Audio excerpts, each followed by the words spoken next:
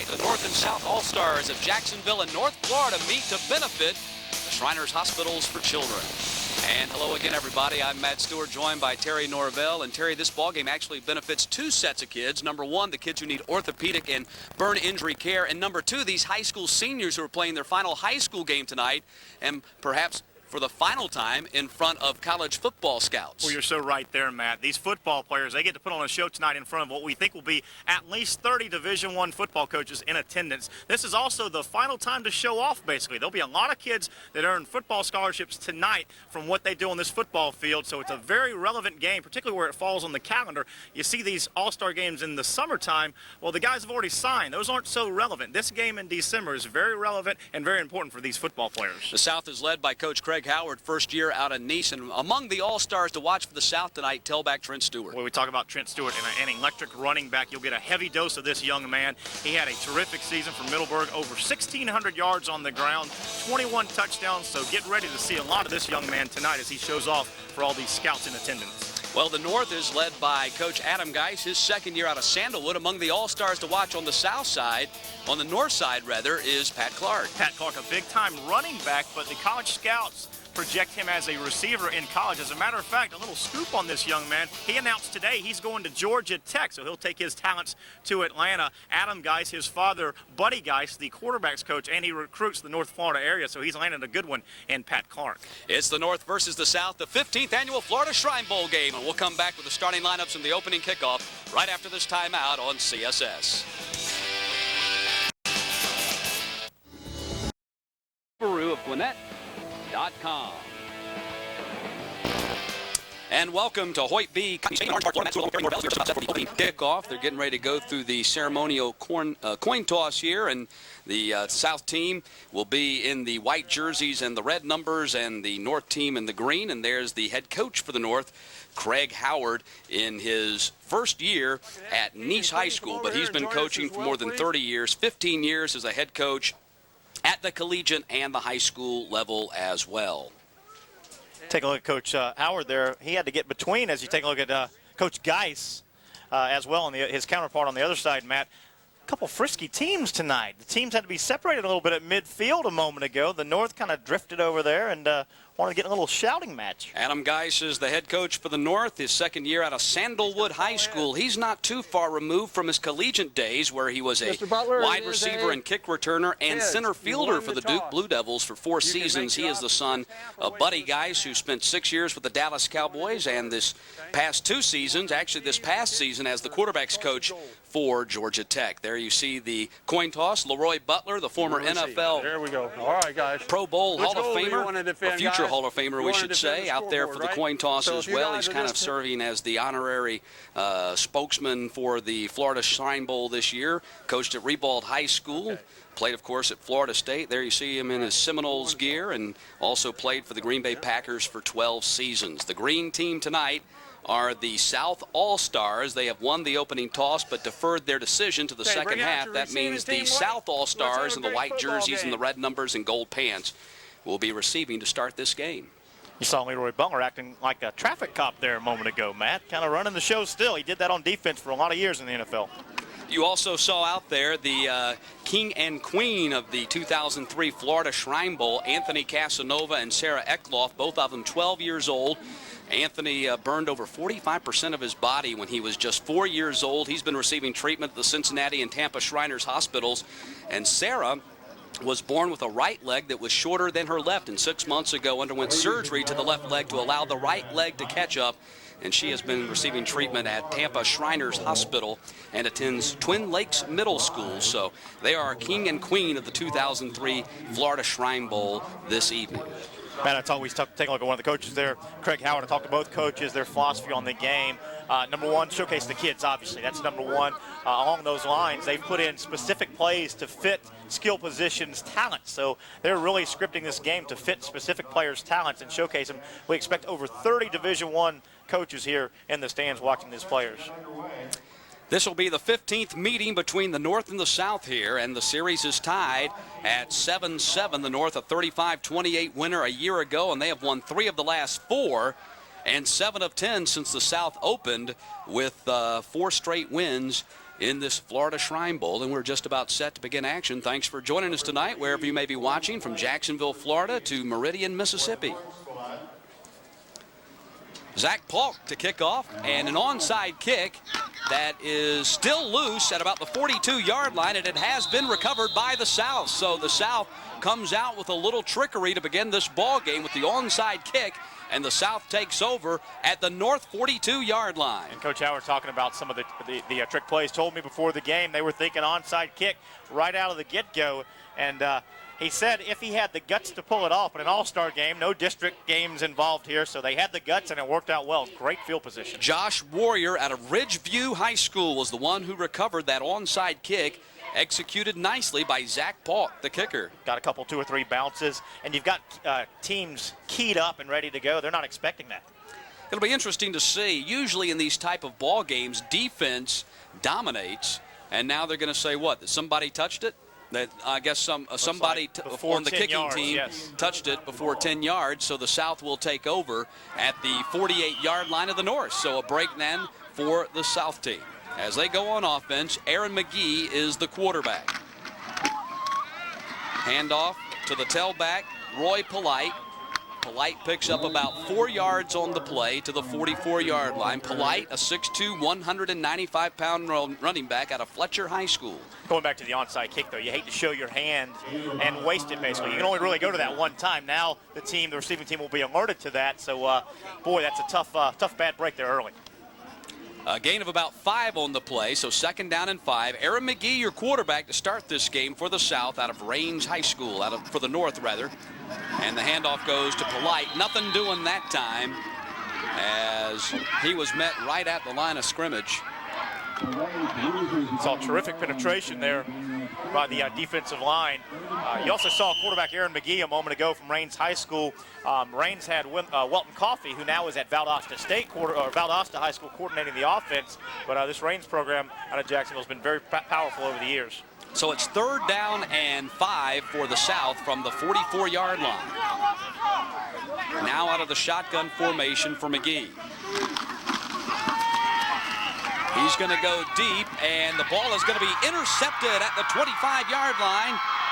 Intercepted by Wendell Shanks, and Shanks brings it back to the 34, and that's where the South will take over. And Wendell Shanks is a ball player that the coaches were telling us has really dominated in practice this week. The South coaching staff could not stop raving about Wendell Shanks. You see him there really locked down, was in a zone, read the quarterback all the way, saw he was going deep. Shanks had a terrific week of practice, Matt. He was the star player. Again, read the assignment there, had a guy short he had to keep an eye on, saw the quarterback's eyes, made the pick, and has made a big play right out of the box. So the South now goes on offense with Mike Chapman out of Orange Park High School, lined up at quarterback out of the shotgun, and we have movement on the far side of the line of scrimmage as it looked like the linebacker Adrian Owens jumped off sides. That'll be a 5-yard mark-off against the North. Dead ball. South coach Craig Howard, his school, Defense. East High School, is known for a 5 yards, shotgun, wide-open down. offense. That's what they're going to employ here all night, it would appear. They really like to throw it around, and that's what he's trying to put in here in a week. Tough to put in an offense like that in 1 week, though. So 1st down and 5 now from the 40-yard line. They'll swing it out here to the wide receiver. It's complete to Greg Talotzko, and Talotzko has a 1st down up to the 46-yard line. Greg Talotzko, the 5'9", 155-pound wide receiver out of Ridgeview High School. I'll make a prediction now, Matt. That will not be the only trick play you saw. Both coaching staffs told me and kind of alerted me to a couple trick plays that are going to be run. This game is a showcase, but they want the kids to have fun. It's December, and the state of Florida playoffs are over, so football season's over for all practical purposes. So they want to have fun out here while they're giving up their time.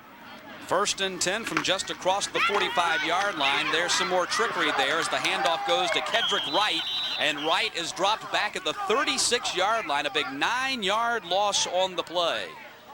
Jared Howard, the defensive end, was in on the play, as was Adrian Owens, the linebacker. Adrian Owens, the linebacker out of Jacksonville Jackson, really read that well. You saw that quick first step. He got off the line of scrimmage, disrupted the reverse. That's another one of those trick plays I was alerted to. That was Kedrick Wright. That play is called Kira after his girlfriend. It was designed to be busted for a big play so his girlfriend could cheer, but it didn't work out that way. It got busted all right. Sure did. 9-yard loss, second down and long now. Handoff to the tailback. And again, that was Jared Howard on the tackle. On the carry by Trent Stewart, I think, was the running back that time. That was Trent Stewart. You saw Jared Howard from Ed White High School. The Ed White players on this club, this North club, have showed out all weekend practice. Ed White is a high school in Jacksonville that's really known for defense. They get after it nasty on defense. As you can see, one of their terrific players there, one of those former commanders. Third down and 17 now from the 39-yard line. Throwing downfield and complete, and a first down on the pass completion to John Petrie. Actually, that's the tight end Gary Barnage who made the catch, and the big first down to the 35-yard line. I'll tell you one thing, I don't care how long you had to work on practice and the offense. That is a gorgeous play. There's the inside handoff fake, and the big tight end wide open, showing good hands and held on to the ball. Barnage, a big target at 6'6", 215 pounds out of Middleburg, first and 10 at the 35-yard line. Nothing doing on that play. Well, again, terrific defensive line penetration there. A host of North defenders. Failed to mention also the shotgun offense run by the South. And they like to go no huddle, as you see right here. They get it from the sideline. They want to be up-tempo, no huddle, get to the line, and get rapid-fire plays off. That was Curtis Francis on the carry that time, tackled for a loss by A.J. Nicholas and Rondell Joyner, so second down.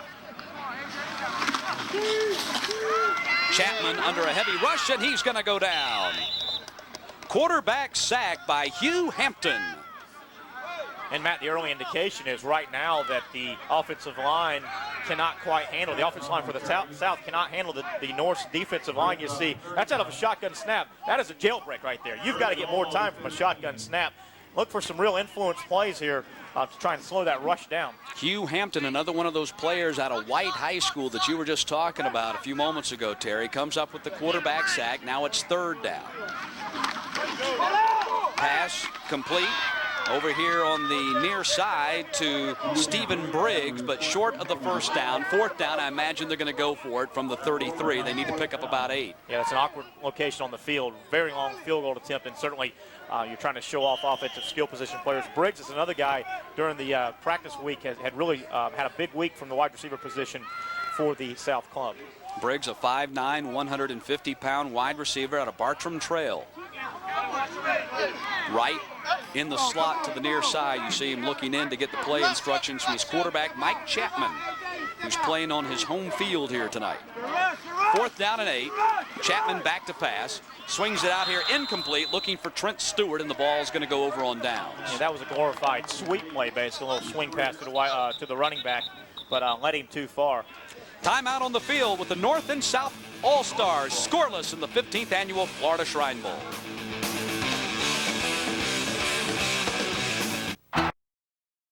North scoreless with 7:09 to play here in the first quarter of the Florida Shrine Bowl. College basketball coming up here on CSS on Saturday afternoon as top-ranked UConn takes on Iona at 12:30 Eastern, followed by Georgia State and Tennessee at 2 o'clock. Big carry by Jamal Faison, streaking down the left sideline, and he is finally hit. That's Kelly Williams on the carry. Kelly Williams with the carry had fumbled the ball at the end of the play, but Kelly Williams on the carry all the way to the 25-yard line. How about that burst of speed? He breaks it outside, really shows speed for a big guy. Runs so fast, he ran his number off the front of his jersey. Yeah, there's no number up there. He needs to change that ball into the other hand, though, to protect it, because the big 89 comes in there and swats it away. Knocks that thing out of there, and that could have been a turnover. Kelly Williams out of Baker County High School, injured most of his senior season, missed 6 games, and Williams gets the rock again, and this time he is going to be thrown down behind the line of scrimmage by Emmanuel Hutchinson out of Palatka High School. Nothing doing for Kenny Williams that time. After the big run, Hutchinson there is stopping the line of scrimmage. So second down and 10. Aaron McGee at quarterback at a Range High School for the South, for the North.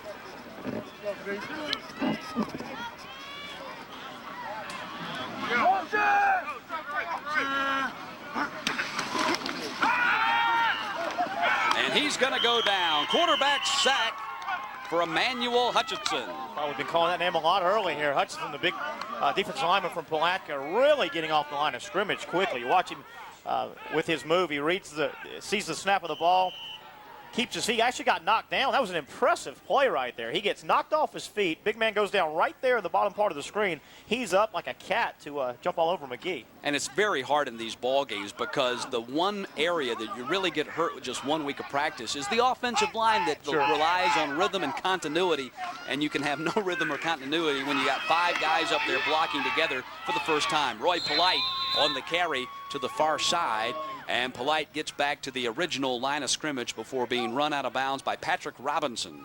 Real good job by DeSouth, really stringing that sweep out. Polite right there, no chance to really cut it upfield. I love the helmet. So you see the All-Star tradition, swapping decals. A lot of rival schools are swapping decals. Ed White there on the Mandarin helmet. You just will see that a lot. 4th down, and the North will go for it here from the 32-yard line. It's 4th down and about 8.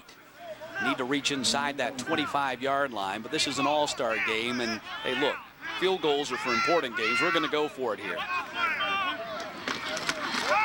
McGee back to pass, going deep, and overthrows his wide receiver at the corner of the end zone. Like Joey McKenzie there. And yeah, it was Joey McKenzie that he overthrew. And a timeout on the field. First quarter with the North and South scoreless here on CSS.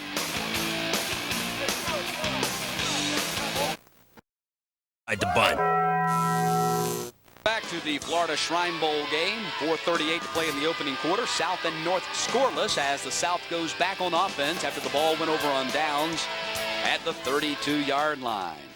Looks like Josh Sanfilippo now in there at quarterback for the South, and nothing doing for Trent Smith on that play as he is tackled immediately by John Presley. Typically in these all-star games, defenses dominate, and that's been the case so far. We've had one big play, and both teams have been stopped on downs once they got inside the 35-yard line. Matt, you made a good point. Defensive line play, read and react, really. And you're seeing that now. No real assignments, just go after the football.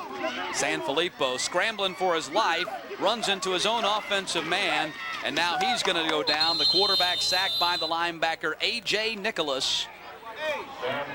And these offenses are going in reverse. Take a look at Nicholas there. He was right in the middle of all this action. Really a jailbreak from the North defensive line and linebackers. But Nicholas is a guy, the scouts don't love him. He's a little undersized, but you see the pursuit. Keeps going, keeps coming. You saw him shoot into the screen there and finish off the quarterback there for the sack. Nicholas is a guy that Coach Adam Geis said colleges are passing on him because he's 5'9", but they're missing out. He's a 3.1 grade point average student, and he's a killer out there. And you just saw him get the big quarterback sack. 3rd down and 20 as Sanfilippo rolls to his right, looking and throwing, and it is complete.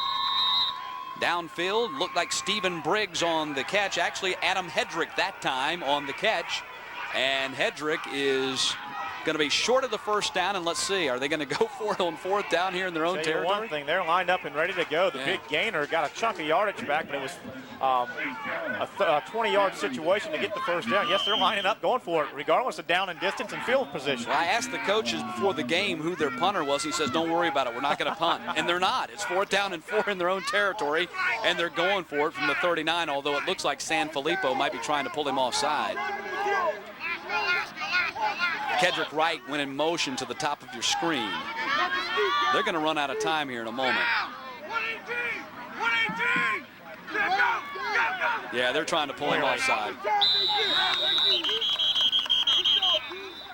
And finally, did they throw a flag? Yeah, they finally threw a flag, so delay of game. They were at the line of scrimmage, seemed like for 2 minutes.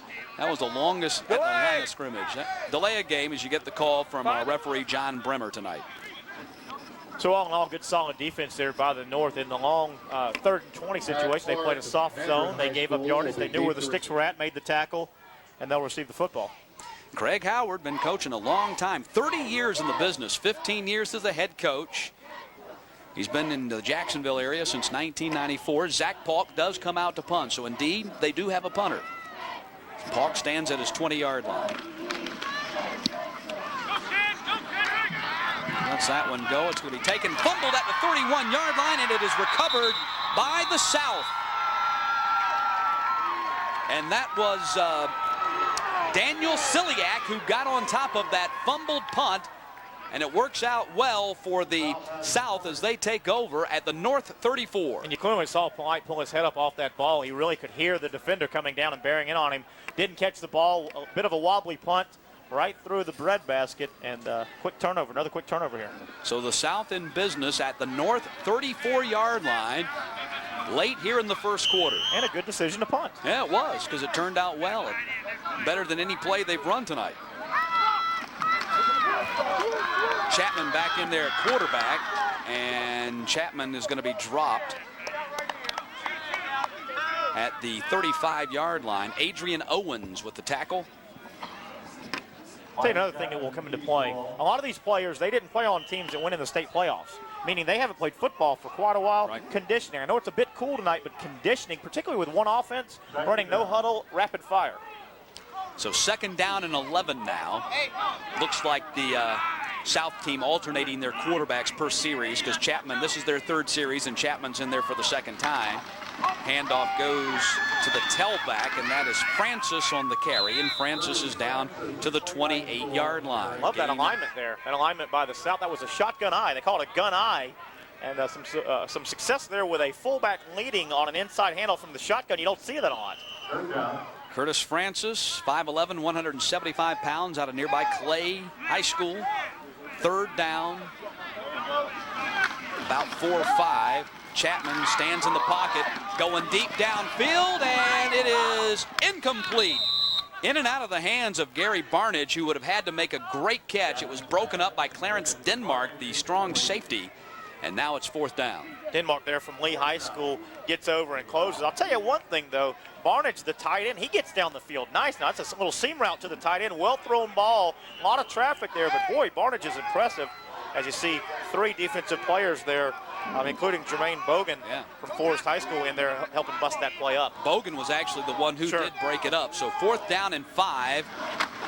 Out of the shotgun, Sanfilippo dropped the ball, and now he gets up and goes, and he's got a 1st down. Sanfilippo dropped the ball, picked it up, and scrambles forward to the 17-yard line to pick up the 1st down. So they bring Sanfilippo in on the 4th down play.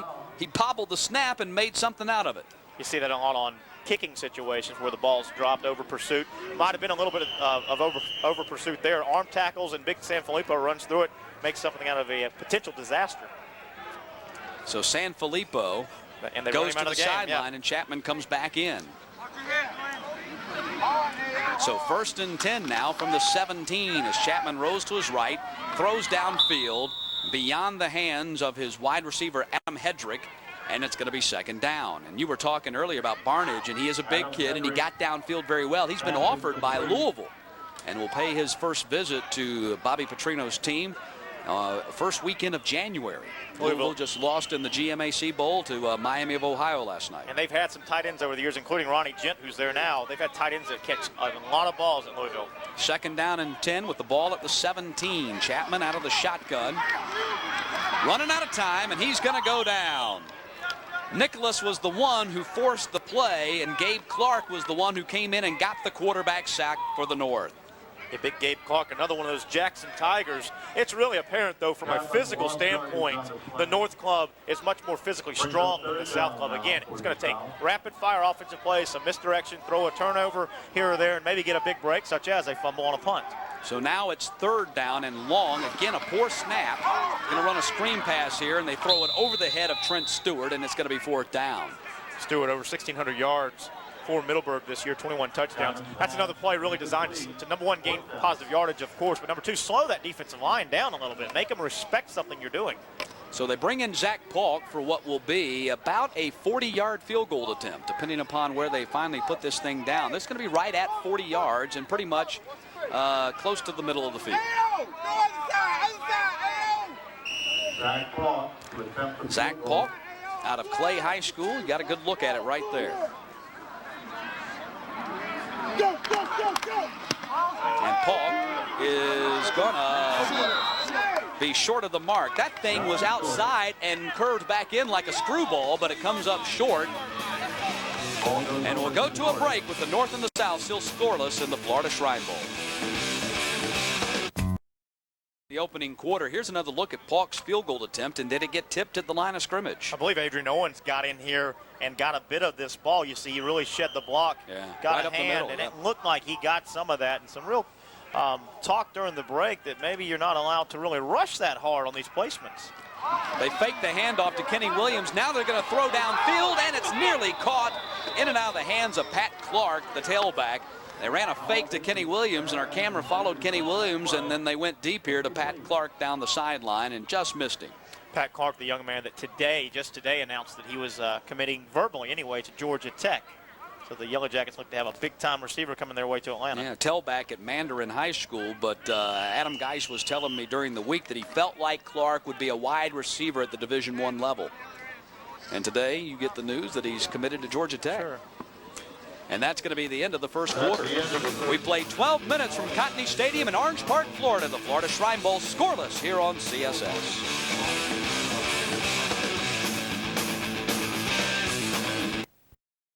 Second quarter in the Florida Shrine Bowl game, North and South scoreless. Matt Stewart and Terry Norvell, thanks for joining us tonight from Orange Park, Florida. As the North takes over at the 20-yard line, Kenny Williams on the carry. Kenny Williams turns the corner and picks up about 8 yards. Kenny Williams has had a couple of big carries. I'll tell you one thing, Williams looks really good. He's a big back. You take a look there, he's thick, really shows good speed. As I said, ran his number off his jersey. Yeah, I think that's confusing the defense. They can't find him. He looks tough. Also, Hal Bishop from Bishop Kenny High School now quarterbacking the club here, the North club. But, boy, Williams looks good for that tailback position. He had a big run earlier in the ball game that got the North down there close, but they failed to convert and turn the ball over on down. So now 2nd down and 5 from the 25. The marker says 3rd down. It's 2nd down. Handoff to Kenny Williams, and Williams has a 1st down. As Williams runs hard again right up the middle and picks up about 7 yards. Kenny Williams was a guy that Coach Geis talked about during the week. He said a lot of people don't know about him. He was hurt most of his senior season, missed 6 games, but here's a guy that a lot of scouts have missed out on simply because he's been on the shelf all year long. He looks good tonight. Coming out for a breather. This is where an all-star game changes things. Obviously, the North has found something here, blowing off the ball and giving it to the big, fast running back. In a normal game, you'd feed him the ball. Well, you want to spread the wealth around to your different skill position players. Roy Polite now checks in for the North at tailback. Pitch goes to Polite. And the South defense not very polite. They drop him for a loss of yardage. I was waiting Doug on Barber. How long was it going to take you to get to that? Polite, by the way, from the same high school as Florida's Seattle Faison. They both played at Fletcher High School down at Jacksonville Beach. There's a loss of 3 on that play, so 2nd down and 13. That's an easy setup, isn't it? Haven't we had a lot of action for no score? Yeah, we've had an onside kick, we've had a fumble, we've had this, we've had that. Well, the thing about it is it's so hard with so many new players who've never played together to really put together a sustained drive. Really, the only way I think you're going to see a lot of scoring in this ball, just big plays. Sure. Just big plays. 2nd down and 13. Bishop hands off. New tailback in there. Byron Comer on the carry, and Comer up to the 32-yard line, close to the original line of scrimmage. It's going to be 3rd down and 10. Comer out of Rains High School.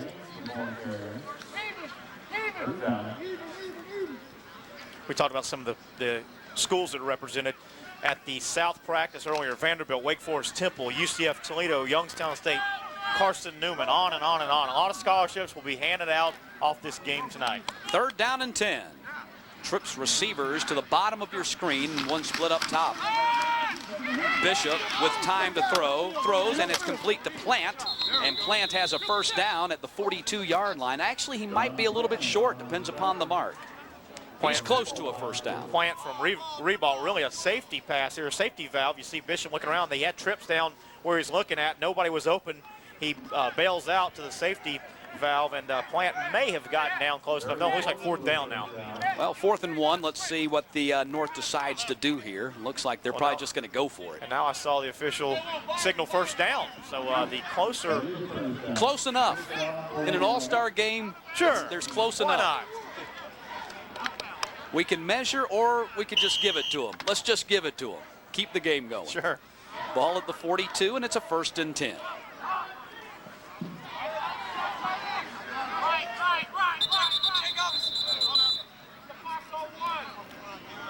And now they're going to change the yard marker over there, which was saying 4th down. There's John Bremer, your referee tonight. And there's your quarterback, Hal Bishop, out of Bishop Kinney High School. 1st and 10 for the North at the 42. Handoff right up the middle. Kenny Williams again. Kenny Williams with about 8-9 yards on that carry. I'll tell you one thing. I'm no Einstein here, but this guy can play the game. He can. I mean, this guy really is impressive. Kelly Williams on the carry. He gets what I like about it. Number one, he gets his pads square. He gets to top speed early. I'd like to see him get a little bit lower there to not take so many shots, but man, he's impressive. Kelly Williams with 9 yards on that play makes it 2nd down and 1 from the 49.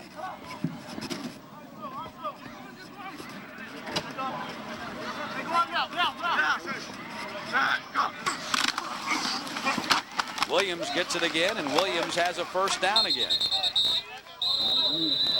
Look at some of those offensive linemen right there, including big Ed Blanchard right there from Raines High School, number 70, that was in our screen. Williams is getting a lot of yards. He's getting a lot of holes there. I'm telling you, this offensive line, as you look across the board, and the defensive line for the North, they are far superior physically. Yeah, if we can get a good shot of number 70, Ed Blanchard, 6'10", 350 pounds. How can you be that big? Where do you find clothes? Where does your mother find enough food to feed you? Mom's glad he's going off to college to get on the training table. Someone else can feed you. Sure. Back to pass, thrown complete, dropped by B.J. Merriweather. Merriweather drops the pass. Tried to run before he had it, I think, or he looked up right when it got there, one or the other. Looked a lot like the fumbled punt by he glanced Pat there. Clark. He pulled his head up. Sure he did. He saw Daniel Ciliak closing in on him and lost his concentration for a moment. So 2nd down and 10 from the 45.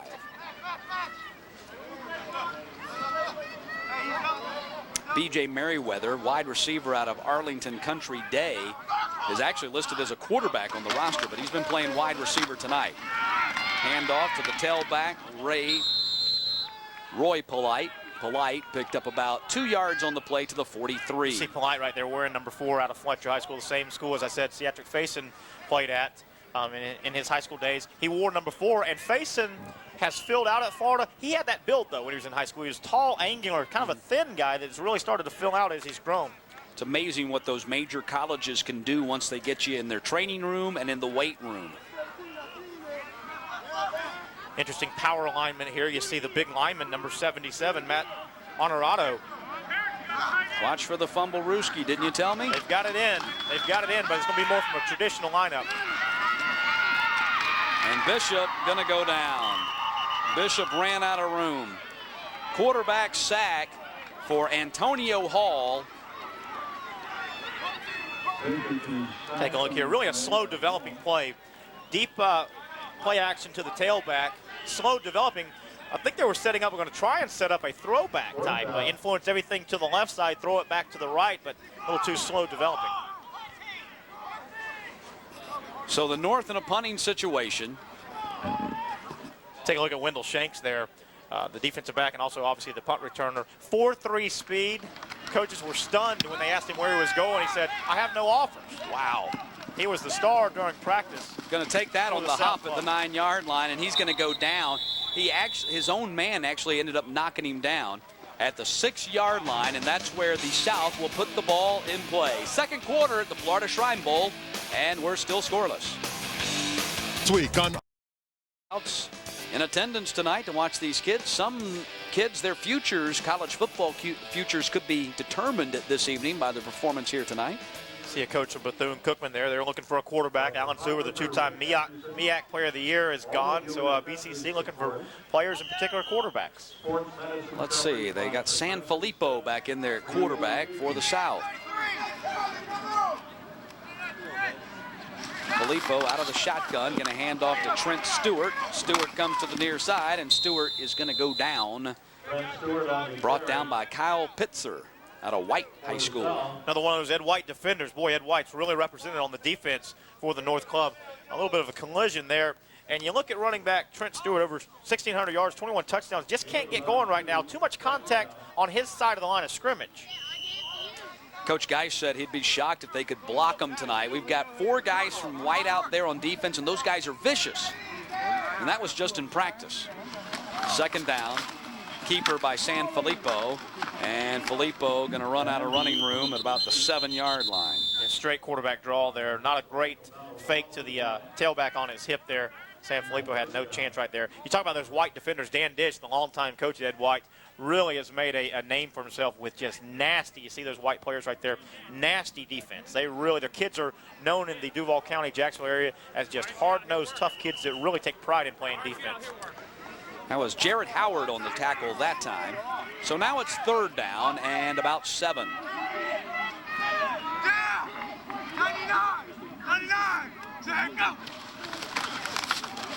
San Filippo going to throw across the middle and nearly caught. And again, that was Barnage using all of his 6'6" frame to get up there, and it glanced off his fingertips. And South's going to have to punt out of their own end zone. Again, trouble handling the football there. Big-time recovery by San Filippo.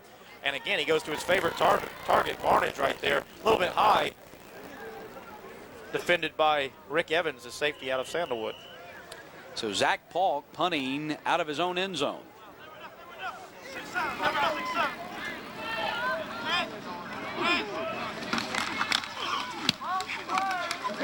Short kick, gonna hit at the 36 and take a south bounce, and it's gonna be dead at the 44-yard line.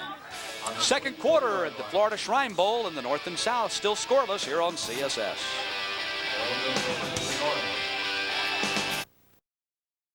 There's Kevin Sullivan, the defensive coordinator for the North All-Stars, and they were just talking there in their huddle about watching out for Gary Barnage, the tight end, and now there's the head coach, Adam Geis. He's just a young guy out of Sandalwood High School, second-year head coach. Catch college football, college basketball here on CSS Monday night as Georgia State plays at Auburn, 8 o'clock Eastern, the start time for that ball game. As we are back to live action, and a flag goes flying on the carry by Brian Comer.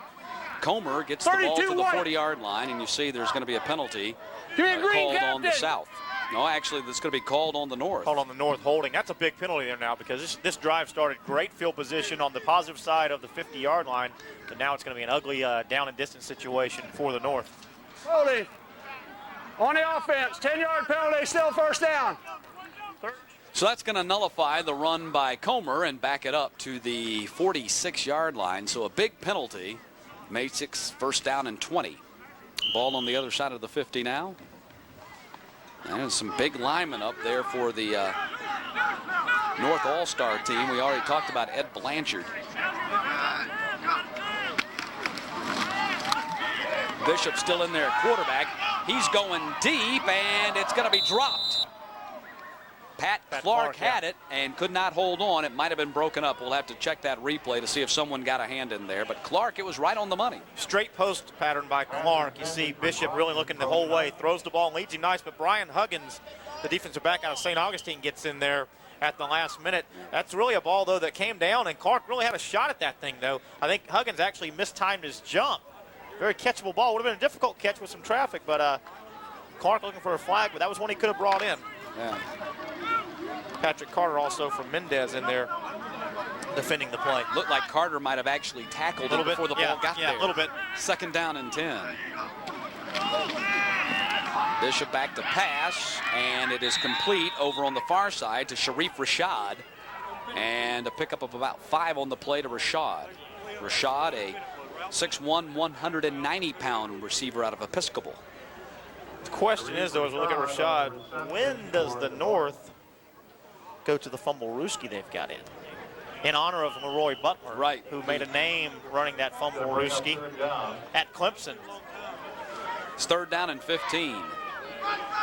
I think you wait until late in the game and you're really desperate, but maybe not. Out of the shotgun, Bishop going to run, and Bishop going to go down. Brought down at the line of scrimmage That was Justin Treese who dropped him after a 2-yard gain, and now it's 4th down and 13. Treese from Bartram Trail has committed verbally to Wofford.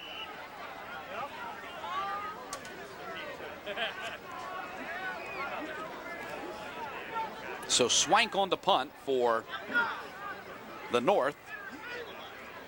Swank out of Fletcher High School, standing at his 39-yard line.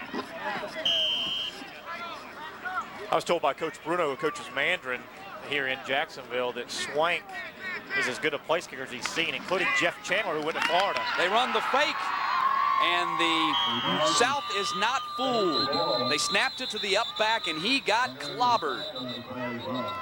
And the South is going to take over at the 45-yard line. There is a flag down on the field, however. They snapped it to the up back, Aaron McKee. Who's the quarterback from Raines. This was put in. I was told about this play as well. They weren't sure when they were going to run this, the fake punt, put the quarterback in as the up back, and it didn't work out.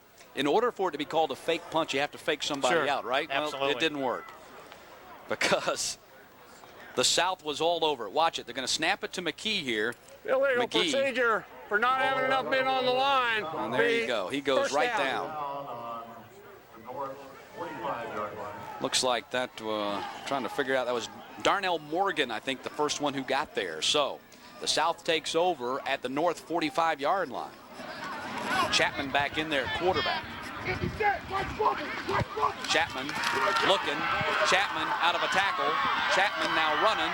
And Chapman finally goes down as the defensive lineman came up to knock him down. And the play really goes to Johnny Williams, number 60, defensive end out of Fletcher. He makes the play, really disrupts everything. From then on, it's just somebody waiting to clean up. As you see coming in there, Aaron Boston, the defensive end out of Lee, that really is a beneficiary of the situation. Or actually, I guess Presley disrupted it early. As you see, a good shot of Presley there. He didn't get the credit for it, but he made the play. So 2nd down and 9 with the ball at the 44. Chapman fires off the hands of his slot back, Kedrick Wright, and it's going to be 3rd down. Wright out of Palatka. Ball got out there in a hurry. He couldn't hold on to it, and then he got tattooed right after the ball got there. Some good news, bad news. They had the play in for Wright, the reverse, nicknamed after his girlfriend, Kira. Hopefully she was here early because they ran it early, but then again, it didn't work. Yeah, so hopefully she wasn't. Kind of good news, bad news. 3rd down and 9 with San Filippo in there at quarterback now, and Filippo running to his left and then tries to take on the linebacker, which is not a smart thing to do. But I like the spot he got, though. Like the spot he got. It looks like he crossed that 1st down marker. Kaz Hodge was the linebacker. He went one-on-one with Kaz Hodge, and let's see, did he get the 1st down? He got it, I think. San Filippo has really shown good mobility. Puts his head down. That tells me right there. He kind of, for a quarterback to put his head down, you got to believe he really is aware of that marker. Knows where it's at and is really selling out. Well, San Filippo did pick up the 1st down, so 1st and 10 at the 35-yard line as Chapman comes back in there. Picks up the 1st down, gets hit by about 5 defenders, and gets taken out of the ballgame for that. So 1st and 10 from the 35-yard line. White goes in motion behind the line. Handoff, Francis. Francis out of a tackle, and Francis is down to the 25-yard line and close to a 1st down. Curtis Francis, the running back out of Clay, a big 9.5-yard gain. Clay High had a big season this year. Went deep in the playoffs. Had a big win over Bulls. Look at that, running through arm tackles. Good power running by Francis. That was Kaz Hodge who tried to bring him down with his arms, and Francis went right through that. And a timeout has been called with the ball at the 25-yard line. Late in the 1st half, the North and South All-Stars still scoreless here in the Florida Shrine Bowl. Here in the 1st half. Great way to spend your Christmas night. 7 o'clock Thursday evening. It's the North Carolina-South Carolina Shrine Bowl game.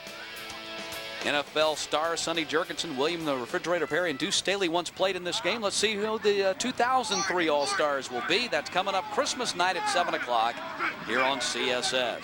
2nd down and less than a yard to go. San Filippo pitches to the tailback Francis, and Francis gets hit pretty hard, but Francis picks up the first down as C.J. Hirschman came up to make the tackle. Hirschman, a good-looking player there. He has verbally committed to Stanford. Wants to go play ball for Buddy Tevens, former Gator assistant, going way out west to play for Stanford. Little shotgun option there. Slow developing. Boy, you know this North defense is strong. They're stout and they're fast. Hirschman out of Mandarin, as you mentioned, going to play at Stanford. First down and 10 at the 24-yard line. The South trying to get some points on the board here before the end of the half. We had that bump shot at the goal line coming back. Lonely goal line here tonight. It is, that has been. No one's paid a visit. San Filippo in at quarterback, now under his center, Glenn Olin. Hedrick goes in motion behind the line. They're taking a lot of time at the line of scrimmage, and now they're going to call a timeout. They couldn't get set on their play, and finally they have to burn a timeout here. And again, you don't see a scoreboard clock here on our scoreboard. That's because the clock here at the stadium has not been working, but we're estimating 1:38 to play in the first half. And a real critical drive. Not that all drives aren't critical, but I mean, no points on the board for either team. A deep penetration now by the South Club. They're the team that we think are a little less physical, so to get ahead early would really be a feather in their cap. There you see a look inside the North All-Stars defensive huddle and the coaching conglomerate. Kevin Sullivan, the defensive quarter D-line coach here for the North All-Stars out of Jackson. Kevin Clark out of Sandalwood, the linebackers coach. Steve Brown out of Sandalwood, the defensive backs coach. Got a chance to see the offensive play chart for the South Club right there, headed by Craig Howard, who runs a shotgun offense very wide open at his Nice High School, and they didn't scale anything back. The terminology, it looked like me in algebra class in high school. I didn't understand a thing. If it was me in algebra class, that means a big F for me. First and 10 from the 24. Toss goes to Trent Stewart as he tries to get outside to the far side, and he's going to be run down by the linebacker, Late flag. Adrian Owens, and a flag comes out. Late flag there.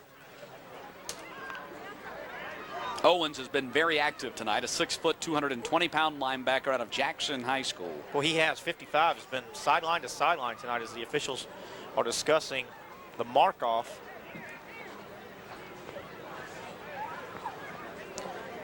John Bremer takes center stage. Personal. A 15-yard mark-off coming here against the North All-Stars, and that's going to set the South up pretty good. You see Stewart there taking the straight toss sweep there. Personal It happened foul. late. It was a face mask. We'll On check the to see defense. right there. Yeah. Owens got that face Half the mask. distance. We got a first down. Referee right on that. And you know, in All-Star games, referees really call it light and call it loose, but something like that, certainly it's a safety factor, number one. Number two, it was in plain view. You got to call that one. That's one you don't just walk up and say, hey, don't do it again. That's one you got to throw. So first and 10 for the South from the 12-yard line. Chapman back in there, quarterback, throws complete to the tight end. I think that's Doug Barber, the backup tight end. And I say backup because he didn't start. Nope, that was Hedrick. Hedrick, yes. Made the catch. Hedrick there, kind of a safe route to the tight end. Quick out, going tight end all the way. Good hands. Well, we've got our first true scoring threat, I guess, here. Yeah. The South now at the, let's see, 8-yard line. Is that the 8 or? No, that's the 4-yard line, excuse me. Tell you one thing that comes into play as well, the clock situation. The clock, you really have to know what's going on. You really have to have these officials working hard. This is a good situation where you've got a measurement coming up. Now, if you're the coaching staff, Craig Howard, he can pull the referee aside and say, hey, guys, give me a hand on this clock now. Yeah, that ball's actually down at the 3-yard line, so they're even closer than I thought. Looking at the clock, there's a minute and 88 seconds left. 188. Yeah, 188. That's new math. That's the new math they're working. And they've got the first down, I think. But this really helps now, seriously, No, with they the clock don't have situation. no, they don't have the first down. The new chain as well. But the clock Had to get a situation kink out now, of the any chain. dead ball with a situation with the time being held on the sideline or on the field, you get a crack. Now one of your assistants can go and say, hey, give me an idea of the time. Let's know what's going on here. We're well inside 2 minutes. Yeah, they go to the referee, say, give us an idea of the time. And they go, I don't know, what do you think? About 1 minute left. About 1 As minute. we hear the announcement, was that a classic PA announcement? About 1 minute. And very short. I'm sure Craig Howard says there's enough time for us to score and then blow that whistle. That's right. Shoot that gun off. As soon as we score, it's halftime. Halftime. So second down and Second down and about a yard from the 3. They can pick up a first down as Chapman rolls to his left and throws for the end zone. It's caught for a touchdown. Touchdown catch by Kedrick Wright. There's one for Kira. Wasn't her play, but it's a touchdown for her man. That's a tough throw right there. Chapman, who is playing on his home field of Orange Park, that's a tough throw. Squares his shoulders up nice. That was a tough catch. Yes, it was. Puts a little mustard on that ball as well. And you see Kedrick Wright, the athlete out of Palatka, scoring the first points of the night here. 3-yard for the touchdown toss from Mike Chapman to Kedrick Wright makes it a 6-0 South lead as Zach Paulk comes on for the PAT. Now this will be fun. PATs will be fun. Let's see. New center, Yeah. new holder, kicker. Good ball. Oh, offsides. Okay, Augustus Ashley, the cornerback, I think, lined up in the neutral zone. So they'll inch it a little bit closer. have a dead ball. With a name like Encroachment Augustus Ashley. on the defense. We'll redo the try. He cannot go to a college above the Mason-Dixon line with that name, right? What a great Southern name. Augustus Ashley.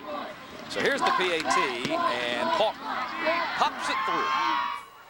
And the South has taken a 7-0 lead with just under, I believe, just under 1 minute to play here in the first half.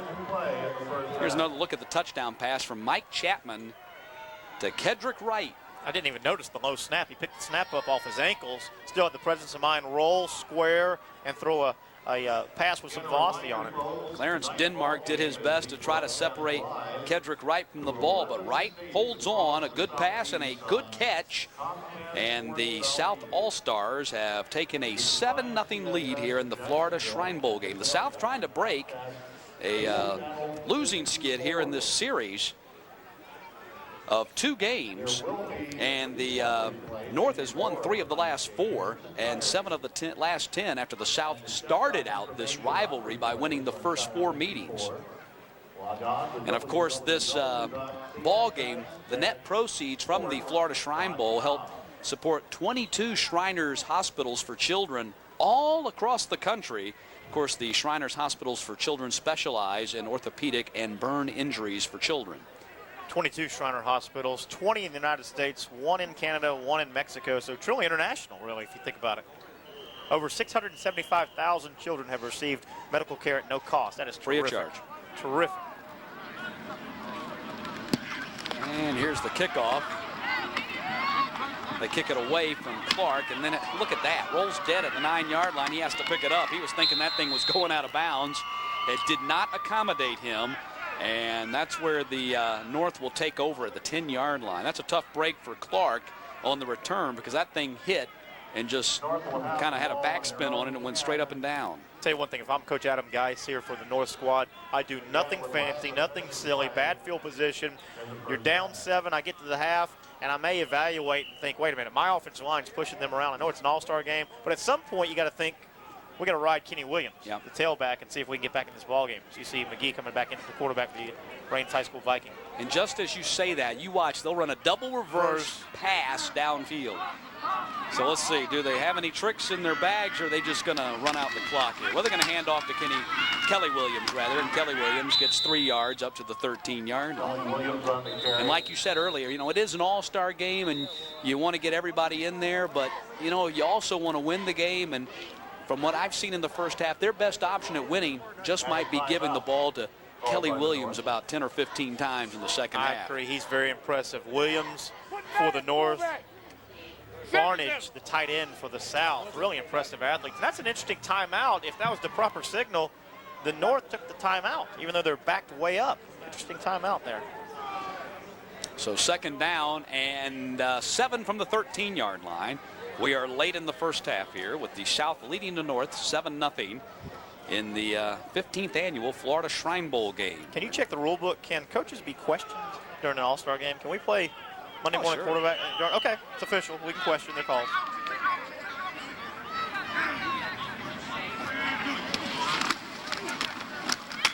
Handoff, tailback. Roy Polite, nothing doing on that one. Antonio Floyd out of Palatka made the tackle, and Polite on the carry. let's see. Do we have a flag down? We do.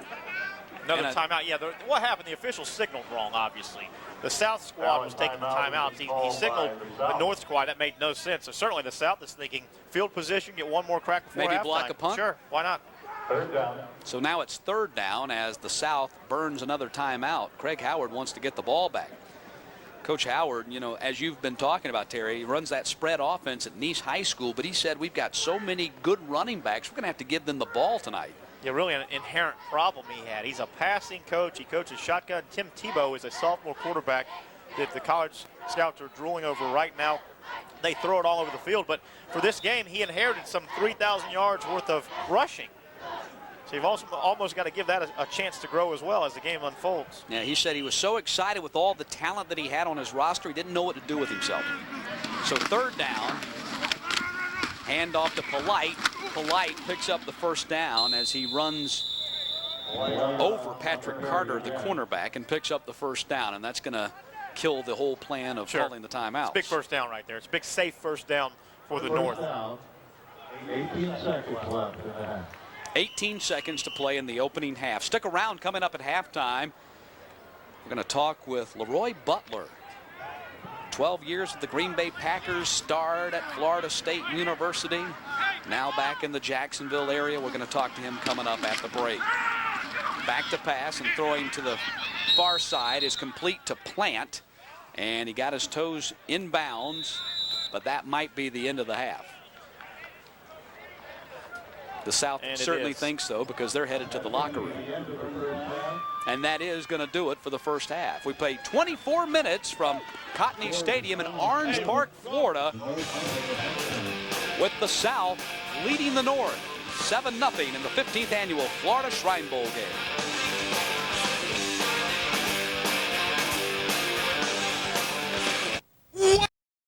Played there up until the 1994 season, was a football player, wide receiver, kick returner, also played center field for the Duke Blue Devils for 4 years. Comes from a football family. His father, Buddy Geis, with the Dallas Cowboys for 6 seasons. This past season on Chan Gailey's coaching staff as the quarterback coach at Georgia Tech, and having a good time. He's not happy. You can kind of tell by his body language, not real happy. He knows he's got the physical advantage here, yet his team could not quite get into the end zone. And conversely, Craig Howard right there, the head coach for the South Club, you know what? They wasted a few bullets in the gun. The onside kick didn't work out, but they hung in there. They got pushed around a little bit on the line of scrimmage, yet they found a way late in the half on a 2-yard touchdown pass from Mike Chapman to Kedrick Wright. And they lead right now 7-0. And Craig Howard's actually from the state of Oregon. That's where he was born and raised, and started out as a high school coach there, was the head coach at Oregon Tech for 3 years, defensive coordinator at Oregon Tech and Portland State, and then came east in 1992 as the defensive coordinator at West Alabama, was the interim head coach there, and from there came to Jacksonville in 1994, spent 2 years at Bishop Kenny, 4 years at Mandarin, 1 at Apalachicola, and this past season, his first year at Nice. Also, keep in mind, it's an all-star game. It's a fun game. Coaches love to keep players happy during practice. They like to put in fun plays. We've got a couple plays still being sat on right now. The North squad still has that fumble-rooski. I know they're kicking off right now to the South, as you see the South return men. The South is still sitting on a quarterback throwback pass if they so choose to go to that. So a couple trick plays still in the bag for both teams. Well, we have a 7-0 ball game here to start the third quarter. Sam Swank will kick off for the North squad. The South squad actually opened the game with an onside kick that failed, but the North was not able to cash in on that. Swank will kick off and kick away, and it's a good kick, and it's taken by Francis at the 5-yard line. Francis changes his direction. Nice block. Francis up to the 30-yard line, and Francis all the way to the 39, a 34-yard return for Curtis Francis, and good field position for the South to start this second half. That was a case of no, good decision. That was clearly a left return on, and then Francis went against the grain, against his blocking assignment, yet it worked out. And the coach is okay with that now. If you get out there by the 38-yard line, we're okay. Yeah, he got a big block back at the 22-yard line to spring that thing. So they spotted at the 38. And that's where the South puts the ball in play to start this third quarter. Strange offensive alignment there. You see a couple of backs to the right side of San Filippo. Handoff goes to Alfonso Smith. That's Alfonso Smith's first carry of this ball game, and Smith is up to the 42-yard line, a gain of 4. young man out of Bradford, Alfonso Smith. Really, as you said, probably the coaches lay out a game plan so no player thinks he's getting slided. He was probably told, look, bide your time, Alfonso, as you take a good look there, 5'11", 210-pounder. Second half will be yours. 2nd down and 6. Wright goes in motion, gets the handoff coming around in.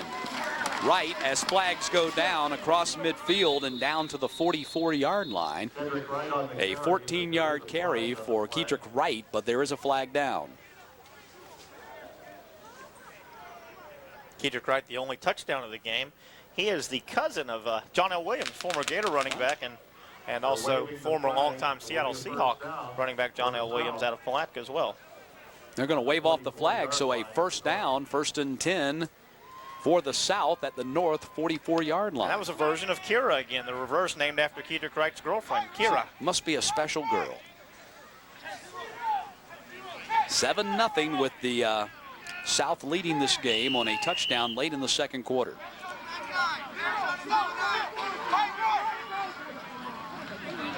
Josh Sanfilippo in there, quarterback. Handoff goes to Smith. Alfonso Smith not much doing that time. Charlie Daniels in on the tackle for the North. Alfonso Smith on the carry. You wonder if George is recruiting him.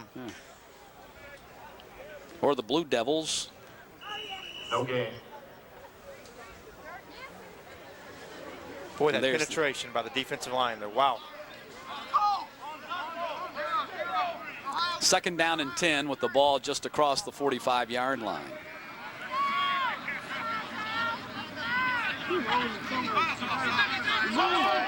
Offensive lineman stood up, but they didn't drop a flag. Carried by Sanfilippo on the quarterback draw. And nothing doing for Sanfilippo as Adrian Owens is there to stop him. Among others. Yeah, Jared Howard was there too. They've run that quarterback draw a number of times with not much success. Real conservative coming out. Now you wonder, 7, do they think 7's enough? 3rd and 8. Interesting call here now, 3rd and 8, talking about the conservative way early in the 2nd half, but clearly a passing situation now. Josh Sanfilippo, 6', 180-pound quarterback out of Bartram Trail High School. 3rd down. Under a heavy rush, he steps up and runs. Flags go down back in the offensive backfield as Jared Howard chases him down. There is a flag on the flag. Short of the 1st down. Actually, I think he picked up enough for the 1st down. He did, but the flags are probably going to bring this back. Almost always holding there, particularly on a scramble situation. Howard and Owens. Boy, Owens been all over the field for the North defense and on that stop. John Brimmer. Holding on the offense, 10-yard penalty, repeat 1st down. Repeat 3rd down. Because he picked up the 1st down, but that's going to be now 3rd down and long. They're, let's see, a little math in our heads. They got to reach the 35, and they're back at their 39, so that's 26 yards. 3rd down and 26 now instead of 1st down and 10 at the 31, so that's a big penalty. That penalty is really like a 30-yard penalty.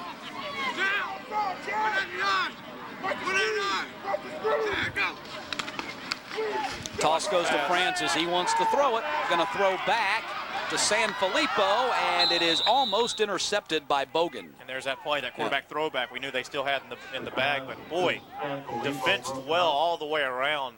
You saw and the key right now is to have somebody on that defensive end run containment, and there it is right there. You see the containment there. Good job of defensing, staying with his assignment. You see Bogan right there busting that play up. That's another one, another trick play out of the bag that goes for naught for the South club. Yep. Bogan, a 6', 190-pound cornerback out of Forest High School. Low snap, and here comes the rush. And Paulk just did get rid of it. Might have been tipped, and it's going to go out of bounds at the 34-yard line, and that's where the North will put the ball in play on offense. Timeout, 3rd quarter, and the South leads by a touchdown. In the 3rd quarter, live college basketball coming up Tuesday night here on CSS at 8 o'clock Eastern as Morehead State takes on Indiana. That's Tuesday at 8 o'clock Eastern right here on CSS as First play for the North. Kelly Williams doesn't get much that time. I got 2 yards on the play. Kelly Williams on the carry. Kelly Williams, really the offensive star in the first half for the North Club. Ran with authority, showed a burst. Second down. 2nd down and 8 as Kelly Williams checks off the field. There you see him wearing the fashionable no number on the front jersey. Soon to be all the rage. Ball at the 37. Throwing over to the far side, incomplete. New quarterback in the game for the South. Kind of an ugly play there. Looks one way. Kind of an influence play. Should have been a pump fake. Looks like Stripling in there at quarterback. Low throw. Yeah, your guess is as good as mine as to who the quarterback is. We'll have to get a confirmation if we can. We don't have a number 9 on our current North roster. B.J. Merriweather is listed as the number 3 quarterback, but we had him wearing number 8. We'll find out. 3rd down, back to pass, throwing, and it is complete over here on the near side at the 41-yard line to Stacy Brown. Actually, John Plant. Plant made the catch, and it's going to be short of the first down by about 5 yards. Yeah, don't like the route at all in terms of the distance needed for the first down. The pass didn't help either. No yards after catch there with the location of the pass. Plant had no chance. Punt, and it's blocked. Kicked into the hands, and the ball is still a live ball. Kicked right into the hands of Daniel Ciliak, and had he been able to hold on, he might have been able to score a touchdown. But that kick was blocked by Terrence Butler. Snaps a little off, which slowed the timing down, but Butler just all over right there. Not 60, but Butler comes in there to get the clear block. This will be a better angle in terms of who got it right there. He lays out. Good job also. And notice, comes right back to Ciliak, and had he been able to hold on, he would have scored. Sure did. And I love the fact that Butler really didn't impede with the punter. That would not have been roughing. That's a great angle. That is a well-coached punt block right there. So now Chapman back in there, quarterback. Handoff to the fullback. Taylor Murray gets his first carry of the game, and Murray is down to the 24-yard line and a first down. Murray, as you see, plays for Nice High School. That's Coach Craig Howard's school, and they're a passing school. That may be Murray's first carry ever. I mean, Nice is a shotgun team that throws it. I know he's saying, Coach, I appreciate that in front of all these scouts. Yeah, the element of surprise, and they pick up the first down at the 24, and now following the block punt, the South trying to cash in and take a 2-touchdown lead. Chapman back to pass, throws the ball, is tipped in the air by Jared Howard, the defensive end. Tell you one thing, Howard got the tip and almost turned around and identified that football as well. That's another Ed White defensive player making a play. You look at Chapman going to his left all the way. That ball's tipped in the air, and Howard was doing the right thing. He was looking up, hoping that ball was in his area.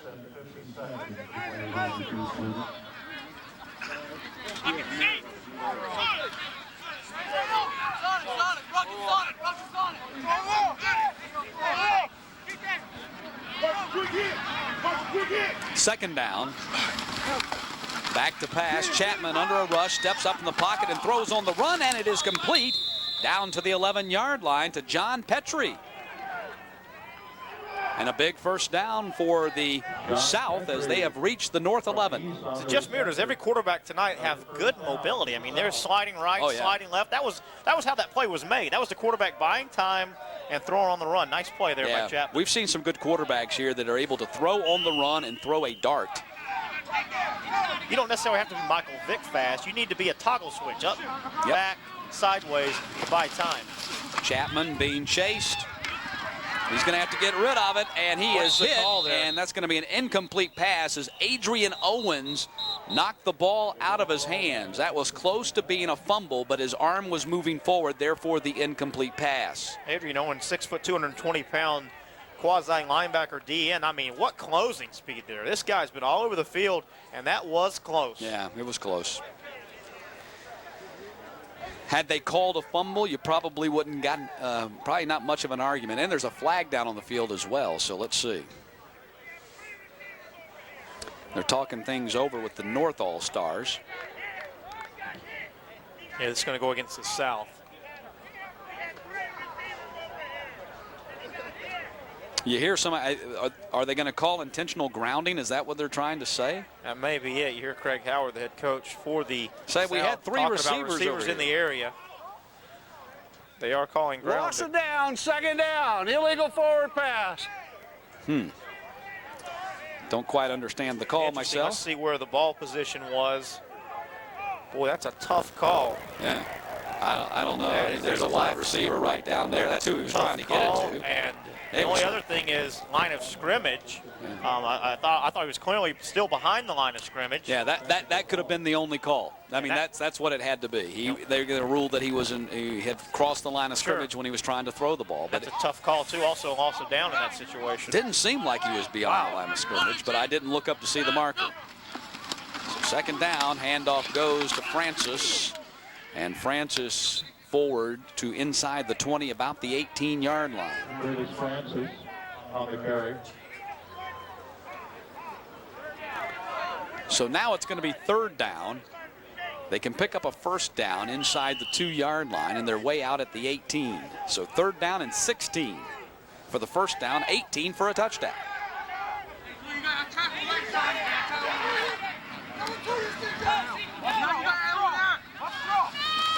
They'll fake the handoff. Chapman rolling under pressure, and he's going to go down. Quarterback sack for... I think Presley was in there first. Yeah, Gabe Clark was the one who finished him off, but sure. You're right, John Presley was the one who forced him, slowed him down, and then number 69, Gabe Clark, is the one who's going to finish him off. Sure, Presley really caused it, and as you said, Clark comes in and really cleans up the mess there. So fourth down now, and Zach Polk is going to try a 43-yard field goal.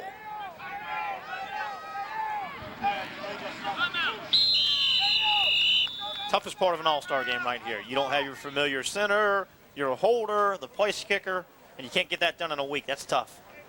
And now a timeout has been called. 5 minutes, 13 seconds. I don't know who called the timeout, but about 5 minutes and 15 seconds to play in the third quarter. The South still leads 7-0. 15 to play in the third quarter, the 15th annual Florida Shrine Bowl game at Cotney Stadium in Orange Park, Florida. Matt Stewart and Terry Norvell, thanks for joining us tonight here on CSS. Zach Polk is lined up for a 43-yard field goal attempt on fourth down and long. Polk had an earlier field goal attempt, partially blocked, and this one is going to be no good. He had the distance on it, but he was way wide to the right. As you stand at the goalpost and look out, way wide to the right. And so the score remains 7-0 as the North will go on offense at the 20-yard line. We were talking about the placement, the snap, the placement, a little bit low, tough job, tough pickup, gets it down. The laces weren't proper, but in that situation, you just want to get it down. Might have thrown the timing off and set up the hook there. And here's the great thing about attempting a field goal and why I don't know why more teams don't do it, because if you miss, the ball goes to the 20-yard line, not the point of the line of scrimmage, or like in the NFL, the point from where you kick. Big carry by Polite out across the 30-yard line, and Polite up to the 38. 18-yard gain for Roy Polite out of Fletcher. I cannot stop seeing Theatric Faison when I see Polite from the same high school, Fletcher High School in Jacksonville Beach. The angular build, the Fletcher helmet, the number 4 that Faison wore. Best looking run of the night right there for Polite. Theatric Faison ended up having a pretty good year for himself with the Florida Gators. First and 10, ball at the 38-yard line. Back to pass, dropped. Wide receiver over on the far side was wide open. That was Kenneth Moore. Second down. Yeah, again, we've seen quite a few of these situations where the receiver, the punt returner, whatever the case may be, they pull that head up, and you wonder if that's a little bit induced from knowing this game. Number one is to raise revenue for the Shriner Hospital, but number two, there's been a lot of scouts running around. lot of scouts here looking for individual performances and possible scholarship offers. Aaron McKee in there at quarterback. And we figure out the number mystery, we think, as McKee's back to pass under a heavy rush. He gets hit, and they're going to rule that an incomplete pass. And again, that's a generous call as he got hit pretty hard there by a number 76 who's not on our roster. You can't make that good of a play and not get credit for it. It's tough. There he is, number 76. We have no 76 on our roster, unfortunately. But he made a nice play. The plight of an all-star game. Yeah. Third down. And the number mystery was that number 9 is B.J. Merriweather, and we believe number 8 is Joey McKenzie, right, as we initially announced, Joey McKenzie. But we're working with, rosters that were in flux, so to speak, 2 hours before game time. So bear with us. We'll try to identify the players best we can. Third down. McGee back to pass, throws complete over to Plant. Plant eludes one man and then gets planted at the 40-yard line. Don't like the call. Don't like the call. Down in distance, 9 to go, and you throw a pass that goes about a yard across the line of scrimmage. Yeah, both teams have really stopped trying to get it downfield. Really have right here. I think they've just decided they don't have the pass protection to get the ball downfield. Patrick Robinson from Palatka High School, like what he did, he broke down. He knew the down and distance, Y overrun, break down, slow down, make the tackle, slow down, let a gang tackle, turn the ball over. Swank with the kick. Goes straight up and down at the 30-yard line and will be put down dead at the 27. Timeout on the field, under 4 minutes to play in the third quarter, with the South still leading the North 7-0.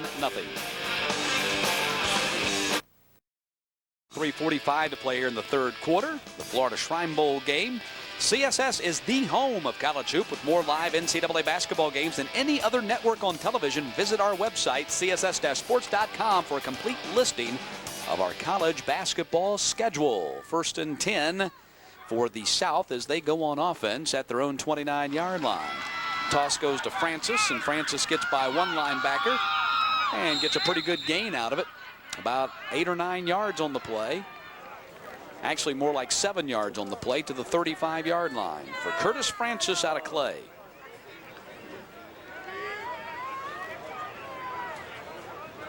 Josh Sanfilippo and their quarterback. They've rotated their quarterbacks in not only by series, but sometimes by play.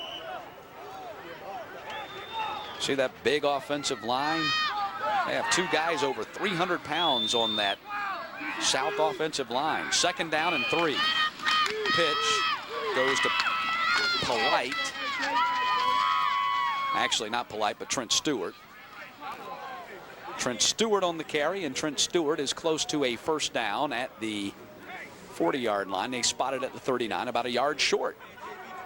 Stewart's had a real quiet night. Seems like when he's in, the blocking isn't there. Coincidentally, he's just really hasn't had much area, much space to work with.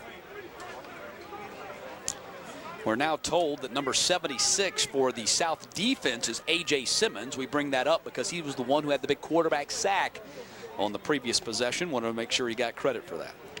You almost get the feeling that South is taking the air out of the ball a little bit right now. We were talking the previous series, and it's only 7-0, one touchdown game. But boy, they've come out conservative. They got that late touchdown, the only touchdown, with well under 2 minutes in the first half left in the first half, and they're hoping it holds up. Yeah, I think both coaches have just kind of conceded that they don't have the pass protection for their quarterbacks to stand back there and throw in the pocket. You remember, most of their pass completions would come with their quarterback on the run. On the roll, sure. Yeah. I mean, I don't think they can set up a pocket and block them long enough, just simply because the offensive line requires a lot of time in practice. They've only had 1 week to practice. There's no continuity with the guys up front. And there they go. Sanfilippo, he's under a heavy rush. Dumps it off to Stewart. Stewart across the 40-yard line. I'll tell you one thing, that play really didn't get much positive yardage because it was set up. It was a slow developing screen that set up way behind the line of scrimmage. But the first time we saw the burst right here out of Stewart, you can really see, again, it doesn't get much positive yardage, but you see this burst right here. He's got space finally. Look at that burst right there. And shows a little power there running over a defender. Aaron Boston ran him out of bounds. It's about a 3-yard gain, so 2nd down and 7 just across the 40. Sanfilippo does have time this time, and the ball was tipped as he was throwing across the middle. He was looking for Barnage. That's the first time in a while they've tried to go back to Barnage, and he was triple covered that time, and a linebacker, I think it was a linebacker, cut in front and tipped the ball. Yeah, Barnage kind of a forgotten receiver. He had a big first half. Sanfilippo looking all the way to the tight end, runs that seam route really nice, and you're absolutely right, Matt. Tipped, which threw the pass off, and, oh, by the way, catches one in the back there just for good measure. Pitcher from Ed White. So 3rd down and 7 with the ball just across the 40, as I think we're in the 3-minute range of the 3rd quarter, but that's just a guess. The clock here has been not in operation the entire night. Sanfilippo pitches to Stewart, pitched back, and he had to wait for it. Now he's in trouble, and he's going to go down. That was a bad pitch from Sanfilippo, and the tackle made by Gabe Clark, and it's 4th down. Second time there that the South has tried to run that play. That really, I mean, that's time. You got to get your offensive lineman out. You got to get your quarterback and your running back in terms of synced up in terms of timing and distance. That play hasn't looked smooth at all when they've run it twice tonight. So Paulk is on the punt again as he stands at his 27-yard line.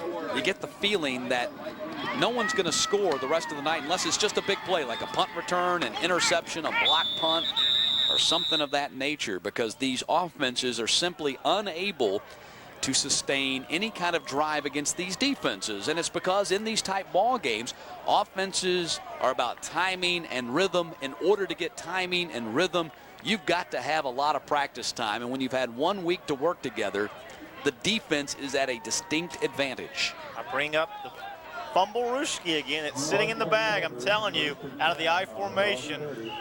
The Fumblerooski is still there for the North. They scored 3 times every time they ran it in practice during the week. So keep an eye on the ball going down, and big number 77 picking it up at some point here. Well, that was the I formation, but the handoff went to the tailback Comer, and he didn't get much on the play. Can you tell I want to see that play? I just want to see that play. I wouldn't mind seeing the play, so keep lobbying for it. Matt Honorado wants to see it as well, the big offensive lineman that's designed for kind of a power ISO play. Running back gets away from his fullback there. That play is designed for fullback lead, clear the path, and that was out of sync with the fullback going one way and the running back deciding not to follow him. But I told you, remember I told you earlier, it'd be late in the game, a kind of a desperation that's play. That's a late game play. So we're getting close to the 4th quarter, so something might happen in the 4th quarter. Kelly Williams gets the toss, and Kelly Williams running with authority out across the 40-yard line to the 42 and close to a 1st down for Kelly Williams. I'll tell you one thing, if you give me a few moments, I'm going to put the headset down. I'm going to go talk to some Division I football coaches. If this guy Kelly Williams can't play for some D1 guys, I don't know who can. He's a load. He runs a little high. Yes, I said that in the first half. You a little did. high. You did. He's going to have to learn to get down a little low because next level they're going to put some shots on him and teach him that. But, I mean, he's running good tonight. Your point's great, Matt. The guys he's playing against now, he's bigger than. Yeah. He'll face guys as big or bigger than him at the next level. Get him down a little bit, but boy, he's impressive. He's got speed, he's got quickness, hits the hole fast, and he's a burly guy that could really get bigger at a college campus. 1st and 10 from the 41. Bishop going up top to nobody in particular. His wide receiver broke off the route. That's the man that stopped running his route. Pat Clark. I think Clark cut out instead of going downfield. And that was a stop and go there between Clark and the quarterback Bishop, but wires were crossed. Bishop was going stop and go, and Clark ran a quick little hitch. Yeah, Clark was just going stop. Sure. Forgot about the go. 21 seconds to play. Or have we reached the end of the 3rd quarter? I guess we have. We have. Well, there you go. 3rd quarter's come to an end. We played 36 minutes from Cotney Stadium in Orange Park, Florida. South still leads 7-0. That will go to the winner of tonight's 15th annual Florida Shrine Bowl, with the South leading 7-0 on the North as we start the 4th quarter. Pitch comes to Polite, and Polite across the 50-yard line and down to the 46, and a 1st down on the run by Roy Polite.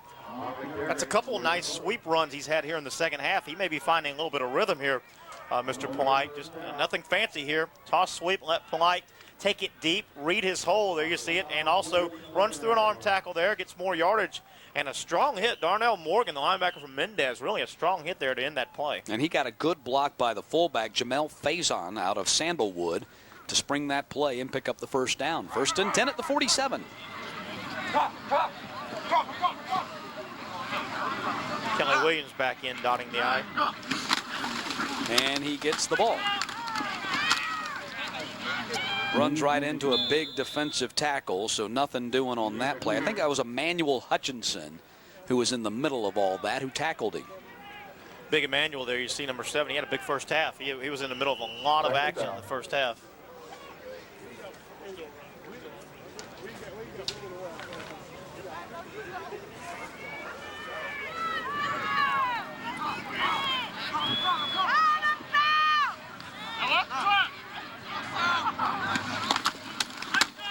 Handoff to Polite as he comes to the near side, and he tripped and fell down. Yeah, there you see, he's frustrated because he fell down as he was trying to get to the outside. And it's going to be 3rd down. 3rd down. Didn't have much, really. When you see him turn the corner, it's all green right there. So that trip may have saved some physical punishment there.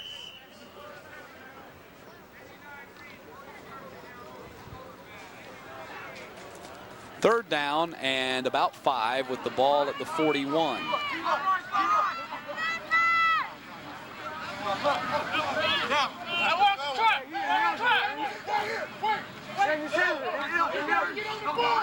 Now Bishop getting the call from the sideline. Bishop back to pass, intercepted! Intercepted by Patrick Robinson, and Robinson is going to be brought down at the 22-yard line. Robinson on the previous series really played nice, breaking down, not being aggressive in a long down and distance. This is a quick pass. Robinson, you saw his head. He was all over the quarterback. You saw his head right there. He saw it the whole way, stepped in front, and the North squad is really lucky that wasn't taken back for a touchdown. Robinson, a big-time 32-yard return, really sets his offense up in good position here. Patrick Robinson, the 5'11", 160-pound cornerback out of Palatka. And it's 1st and 10 from the 23 for the South. Handoff, Alfonso Smith. He dropped the ball. He fumbled the ball. It's still loose, and it looks like the South got back on top of it. That thing was squirming around like a greased pig out there, and ball was recovered for a first down, I believe, at the 12-yard line. Take another look at it here. Robinson make that Smith on the carry, and he got stripped by John Presley. The offensive lineman fell on top of it, and I think a second one finally recovered it downfield for the first down at the 12-yard line. South leading 7-0 and trying to extend that lead here early in the 4th quarter. On the 12.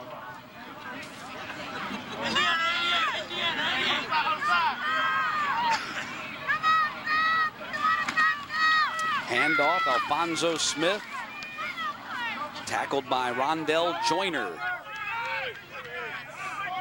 Gain of maybe 2 on the play. Sorry about that, Matt. This is really critical right now for the North. I mean, with a lack of offense in the final quarter here, a touchdown would make it 2 touchdowns, obviously 14-0. Even a field goal right now makes it difficult. A field goal makes it a 2-possession game here.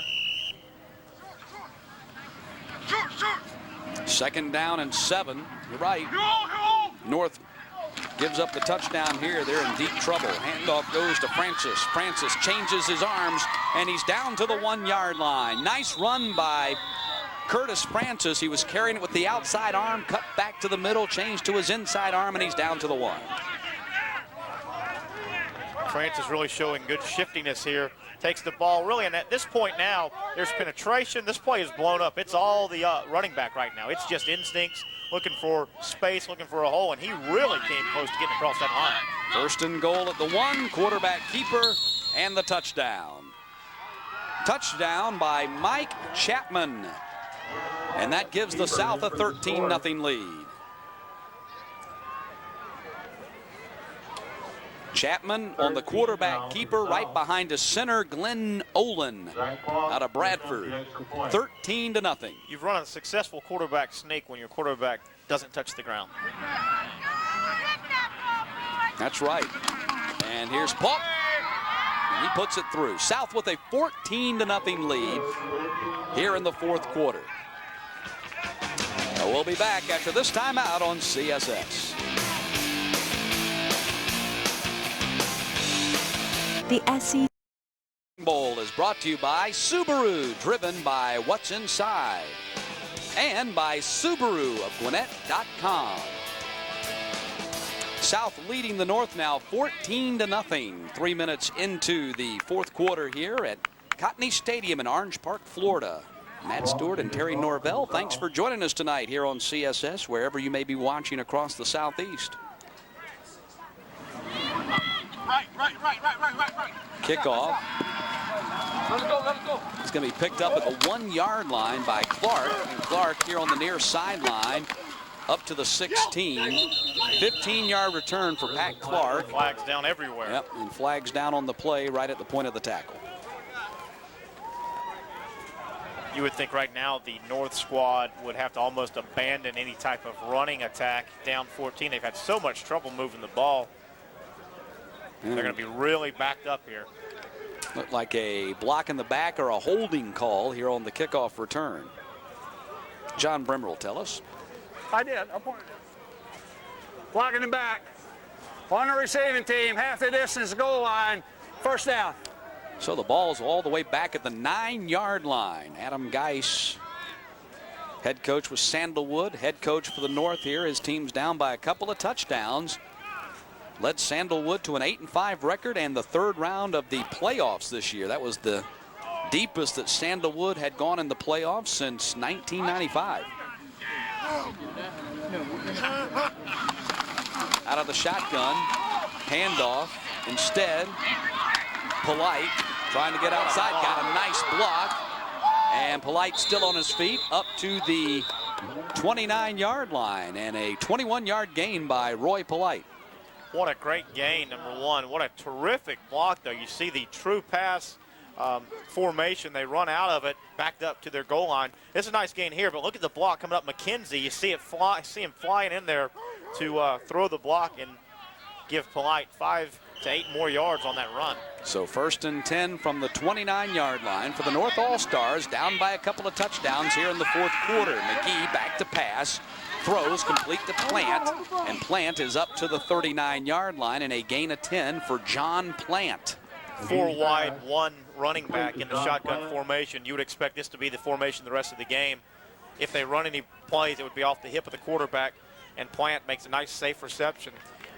2 scores down, though, so the clock is going to become a factor here. Plant out of Ribault. They'll be dropping down to 2A next year in the Florida classification. Really surprised the quarterback's under center here. Handoff, Comer up to the 43-yard line, picked up 3 on the play. Under 7 minutes to play in this ball game with the South leading the North. Comer checks out.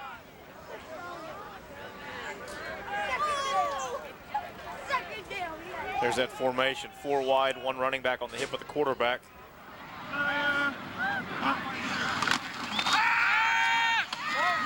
McGee going up top, and it is going to be broken up really by the wide receiver. The defensive back had a better shot at it, and the wide receiver came in there at the last second and broke it up. That was Wendell Shanks, who was really camped out under it, number 5 for the South All-Stars. And you'll see the North wide receiver, I think that was Sharif Rashad, it was, who broke it up. Rashad McKenzie, though, too close to each other. You bring too much traffic when you get 2 receivers that close.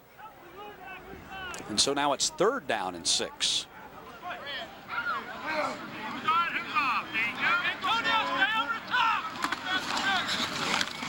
McGee under a heavy rush, throws on the run, incomplete. His wide receiver, Pat Clark, was trying to come back to it, but ran out of time, and now it's 4th down. Big Antonio Hall on the pursuit there from Bradford. 4th down, 4th and 6. So they're going to go for it here. Because we're around 6 minutes to play. And again, we're guessing because the scoreboard clock has malfunctioned the entire night. 4th down from the 43-yard line. McGee under a heavy rush. Going downfield for Plant, a jump ball, and it's intercepted by Patrick Robinson, but out of bounds. He had the earlier interception a few moments ago here in the 4th quarter that set up the South 2nd touchdown. Timeout on the field with the South leading the North. 14-0 here in the Florida Shrine Bowl.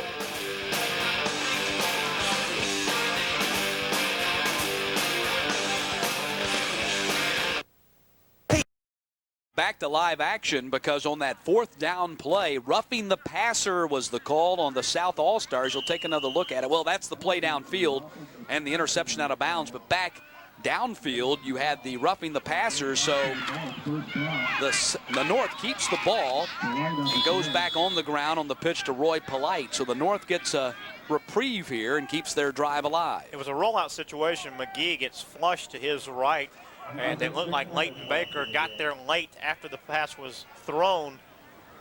Big penalty potentially depending on what happens now with this drive.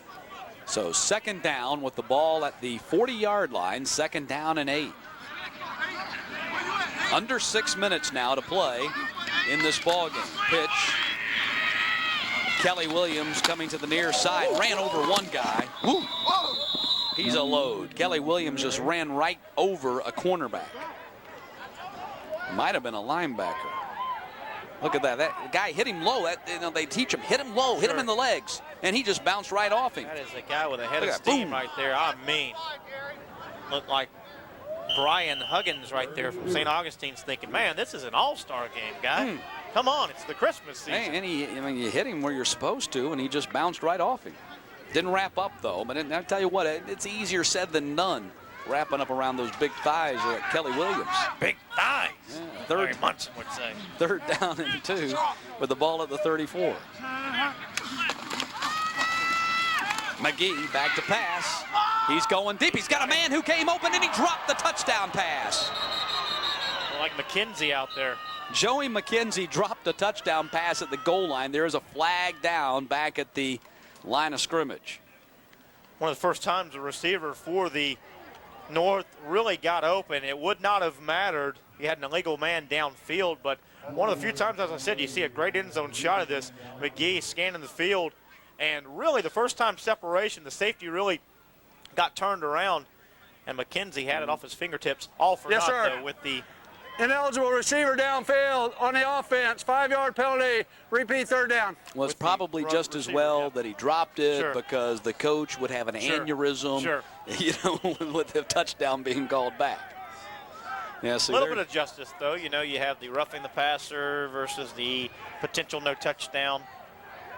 But you got to catch that thing first. see, some of the assistant coaches were chuckling, but Adam Geis wasn't laughing. 3rd down. Kelly Williams, this time he got tripped up by Josh Warrior, the linebacker, and it's going to be 4th down. Is that a great linebacker name? Yeah, Josh Warrior. He's a warrior. You'll see Warrior step in from Ridgeview, gets enough of Williams to slow him down, says, man, that's enough. I've done my part. So now it's 4th down and 3, under 5 minutes to play. 4th and 3 from the 35. Kelly Williams gets the handoff again, and Kelly Williams, I don't think he got the 1st down. It depends upon the spot. Now look, it looks like with the spot they're Got a giving good him that spot. he did get the 1st down. I didn't think he got. Got a good spot, look at a this. light flag now. Yeah, Tempers Flair. Pushing and shoving there. Who said the game didn't matter? Tempers flaring out there. These two teams were frisky pregame, having to be separated. Well, it is an all-star game, but even in an all-star game, you go out there and bang heads with these big guys for 2.5 hours. After a while, you just get tired of it, friendly game or not. And the makeup is the North squad is made up of schools in Duval County, which is basically Jacksonville. And Jacksonville has 30 some odd, almost 40 high schools. The South squad are the surrounding counties, so they're perceived as smaller counties, and you got some of that big school, small school going on right now.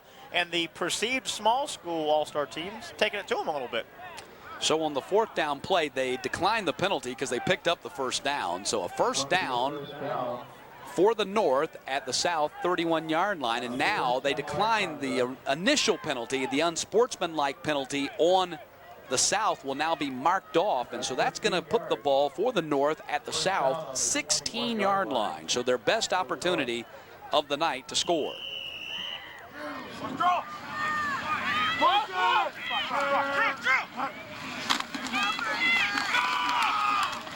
Comer on the carry. Comer cuts back and scores. Don't forget the roughing the passer penalty. Byron Comer, an 18-yard touchdown run, the first points of the night for the North. Tell you what I also see here is a little bit of fresh legs. Comer's only had 4 or 5 carries up to this point. He looked fresh right there, going against a defense that has really had the series stopped, yet they had to run back on, and Comer bangs it in there from 18 yards out. So Swank on for the PAT.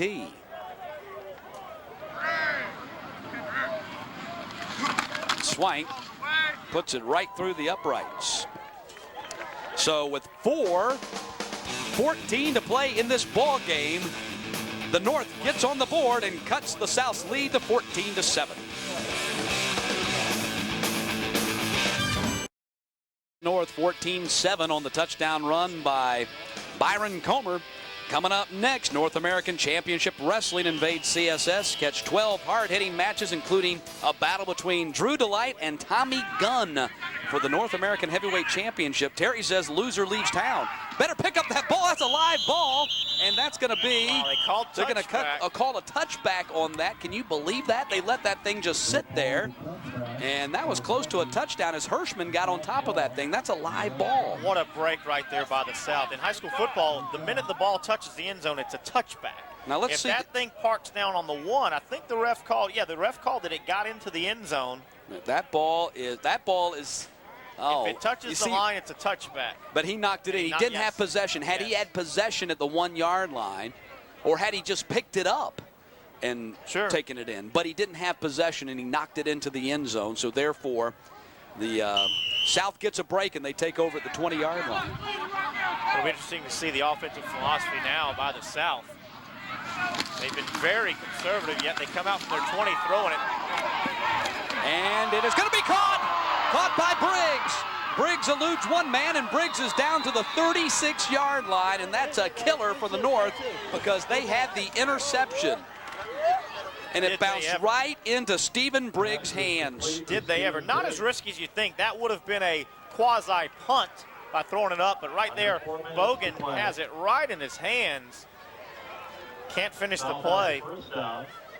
Bogan tips it right to Briggs, and that is a 43-yard pass completion for the South, all the way down to the North 37. Again, not as risky as you think as the team with the lead throwing the ball from their 20 because it was a deep pass. Had Bogan picked that off the way he was in the air, he would have been tackled, and that would have been a quasi-punt, changing field position a little bit, but still, you've got to make that play. You've really got to make that play. Your team's got momentum. That was a glorified punt, too. It was a throw really floating in the air, busted play. Well, there he goes. Sanfilippo. There was nothing doing for Sanfilippo on that play. You're right. I think it was a busted play. Look, hey, where's everybody going?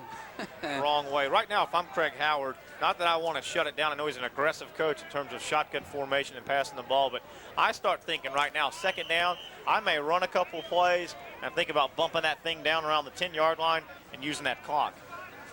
Second down, and now it's about 15 back at the 41-yard line. Particularly when you think the only score you've given up defensively was influenced by a roughing the passer penalty and also a penalty in terms of unsportsmanlike. That's a lot of yardage. Yep. Pass is thrown and nearly intercepted. Kedrick Wright was the intended receiver, and he was slipping as the ball got there, and he almost popped that thing up in the air to the North All-Stars. Was it Barrett Bryant? Who was the great Southern coach that didn't like throwing the ball and said, only three things happen? Vince Dooley, I guess, or Barrett Bryant, when you throw the football, and two of them are bad. Yep. It's kind of the philosophy right now. You're up 7, holding on. That clock just stopped, by the way, on that incompletion. So it's third down now, 3rd and 15 at the 41. Under 3 minutes to play here in the Florida Shrine Bowl. South has the lead. They're in the green jerseys. Slide in. Watch yourself, Bogan. Sanfilippo back to pass again, and he throws in and out of the hands of his wide receiver, Greg Talasco. First time they tried to go to Talasco, and he dropped it. And that's going to be caught as well. Risky pass right over the middle. A lot of ball hawks hanging around right there.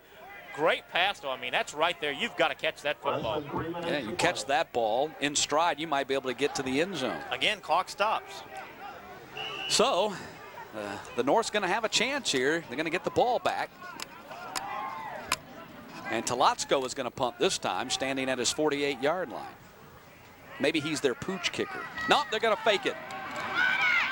Snap came to Sanfilippo, and Sanfilippo has the first down. So there you go. They run the fake punt and pick up the first down at the 27-yard line.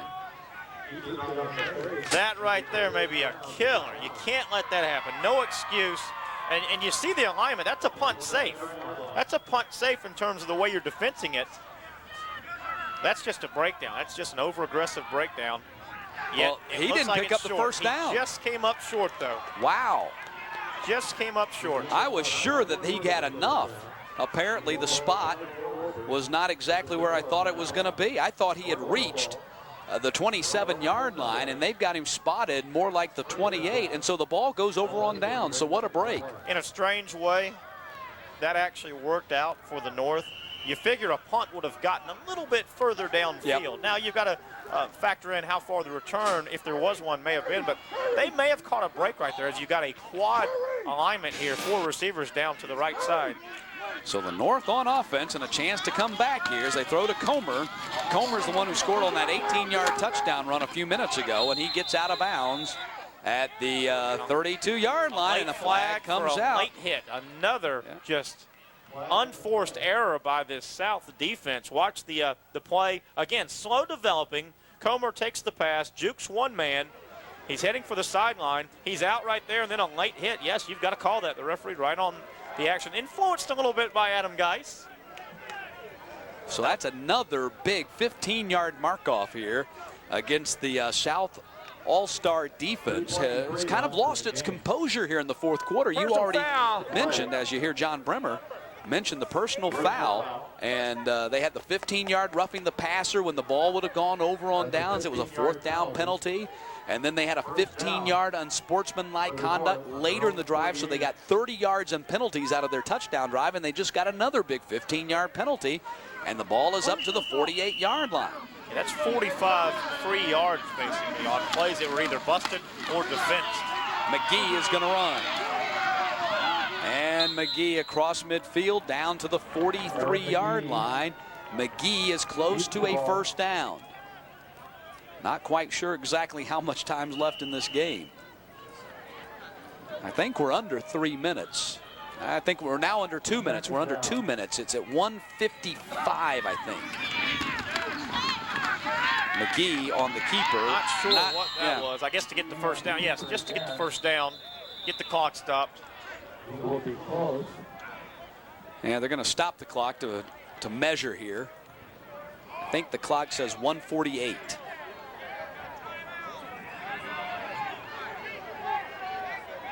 For Christmas, Orange Park High may need a new scoreboard. A little malfunctioning scoreboard. It might just be the chilly weather. Could be. Not used to operating in such conditions. Adam Geis, the head coach, right there. He looks like one of the players. Sure does. He's one of the linebackers sitting this one out, has a stinger, can't play tonight. I mean, doesn't he? Look, he's the head coach. You referenced his Sandalwood club. They went 3 rounds deep into the state playoffs, got eliminated by Orlando Edgewater, who was eliminated in the state final game. So a very successful season for Adam Geis and his Sandalwood Saints. Yeah, he's been a head coach for 4 seasons now in the Jacksonville area. He came to Jacksonville from North Texas, where he was an assistant, and coached at Paxson for 2 years and led them to a 7-3 record in his second season. That was their first winning season in 10 years. So it's 3rd down now and 1. They did not get the first down. 1:48 on the clock. That really hurts as well, that quarterback sneak not being successful. You've got to now go in the eye, probably hand it to Williams, get the first down. The clock will get going again, obviously. Williams does get the handoff, and Kelly Williams gets outside and gets the first down and more. And Kelly Williams finally steps out of bounds at the 27-yard line, and that is a 1st and 10 for the North with 1:28 to play. That looks like John Riggins in the Super Bowl against the Miami Dolphins. I mean, this guy is a load now. They never did get him down. And to add insult to injury, if you're the South defense, first down was attained, and he got out of bounds. So 1st and 10 from the 27-yard line. Toss to Kelly Williams. He's coming to the near side. Kelly Williams finally brought down. He lunges forward. They're going to spot that at the 23. That's a 4-yard gain. And they're going to have to call a timeout here to keep the clock from moving any further. I mentioned in the first half that conditioning could come into play here. Kelly Williams not quite as quick in the second half. And keep in mind, all these football players didn't play in the state playoffs. Some of their schools did not make it or were eliminated. A lot of guys haven't played meaningful football in, say, a month, even a little bit longer. So you can clearly tell that Williams has lost a little bit of a step here in the second half. And like we said, Kelly Williams was a ball player that, missed a good portion of the season due to injury. So it's even more of a factor with him. And let's take a look at our players of the game for the North All-Stars. It's running back Kenny Williams. Actually, Kelly Williams, who's done a great job here tonight. Kelly Williams, player of the game for the North All-Stars, who's been running heavy tonight. And Terrence Butler, player of the game for the South All-Stars.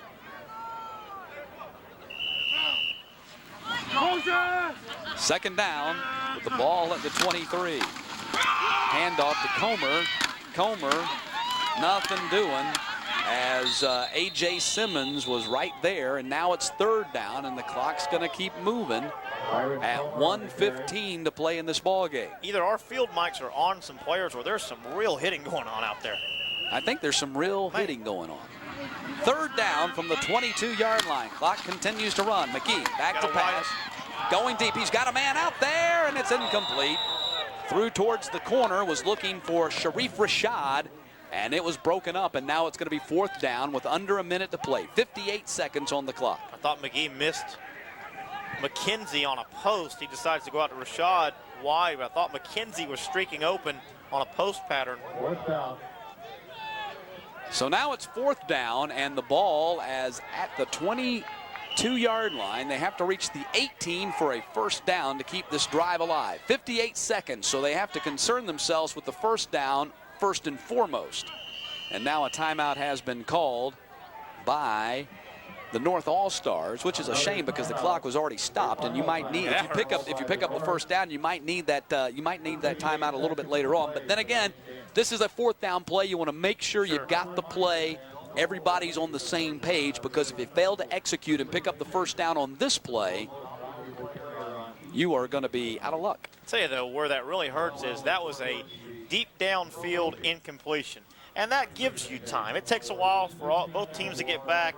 That shouldn't happen. And I know this is an all-star game with all-star coaching staffs, but that you had too much time there to not get a play in. So 4th down and a little bit more than 4. Initially, I thought it was 4. It looks like they have to reach about the 17.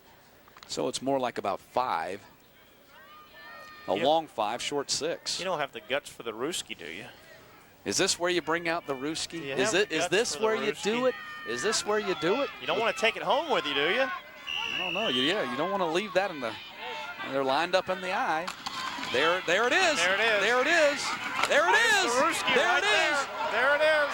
Honorado, and he picked up the 1st down. There you go. We've been calling for it all game. And you saw it. The quarterback faked the toss. And there's the fumble Ruski. See the ball put right on the ground, 77. Honorado will pick it up. An acting job. I don't know. Was his knee down? Yeah, he was clearly down in terms of. Was his knee down when he picked it up? Now So here you go, 1st and 10, and then an anxious wide receiver. Let's take another look at the fumble Ruski there. Matt Honorado Is his knee down when he touches this ball? It was all part of the ruse. He's clearly down huddling the ball right there. Oh, his knee was on the ground. And depending on the ruling in high school football, certainly they've run that 3 times during the week, and it worked every time. The coaching staff told me with 48 seconds to go, the penalty will slow down play. But certainly you don't coach the guy, the offensive lineman, to hide the ball like that if that's not legal. Right. I mean, that was part of the ruse. Oh, yeah, absolutely. What I'm saying was when his knee, though, can't be on the ground when he picks it up. His knee was on the ground when he picked it up. When he first touched the ball, his knee's on the ground, which means he should have been down. They ran it perfectly except for that fact, but the officials didn't see it. Doesn't matter. They picked up the first down. It's second down back at the 18-yard line. McGee back to pass. Throws. It's complete. Touchdown. A touchdown pass to Joey McKenzie. And the North is within the PAT of tying this game and sending it to overtime. McKenzie almost had one earlier in the quarter, slipped off his fingers. It would not have counted. What a bullet right there by McGee, and a terrific leaping catch by McKenzie. Decent coverage there. Solid coverage by Patrick Robinson, yet great execution. A 19-yard touchdown pass, but there's a flag down. Wait a second. This is a penalty which will bring this back, it looks like. Oh, for goodness sakes. That's a killer because that was a great play, too. That's a shame, and it's coming back.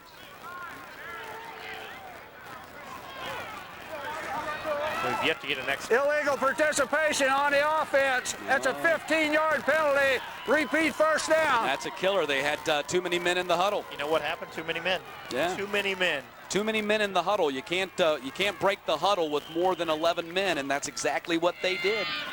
And so the ball goes back to the 33-yard line, and the touchdown is taken off the board. McGee throws, and this time incomplete, and that's to McKenzie at the 12-yard line. And we're down to 18 seconds. That's a killer because the North was within a PAT of tying this game, and now they're way back at their 34-yard line with just 18 seconds. You've almost now got to think about a couple of just jump balls in the end zone. Yeah, you've used your fumble Ruski too. Sure.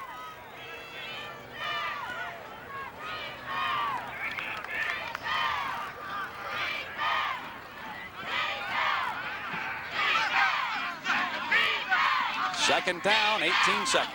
McGee steps up in the pocket, going for the end zone, and McKenzie, and he can't hold on as it was broken up in the back of the end zone by Patrick Robinson.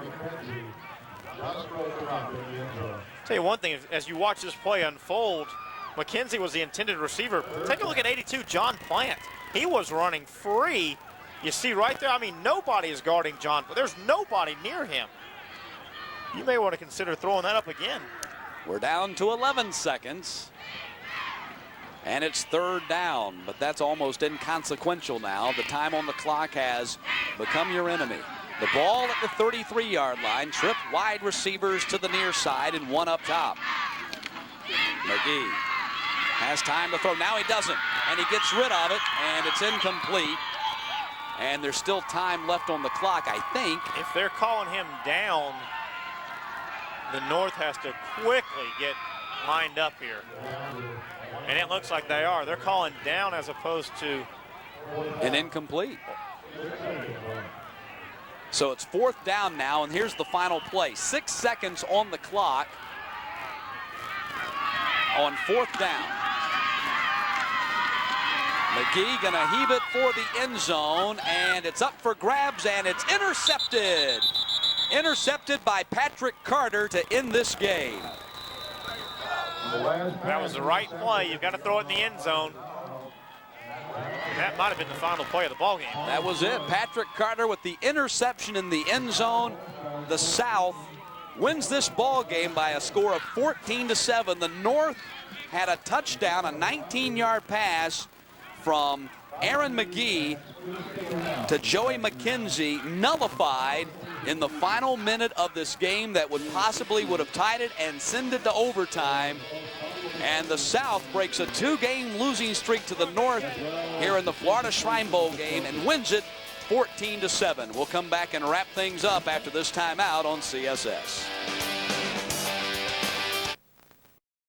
Shrine Bowl, and Terry, good working with you. I tell you what, the North had their opportunities, but that penalty came back to kill them. We were that close to going to overtime here. Certainly were. Penalties were really going the North's favor the entire fourth quarter. Seems like they had the ball the entire fourth quarter, yet the one that really mattered, the penalty of record, I guess, really went against them as they were trying to tie that thing up. And there you see the post-game awards being given out right here as the players of the game that we already told you, Kelly Williams and Terrence Butler, being recognized here at midfield at Cotton East Stadium. Once again, the final score, the South All-Stars winners over the North by a score of 14-7, and now they have the lead in this season series, 8-7. Coming up next, we have NACW Wrestling, followed by IKF Kickboxing.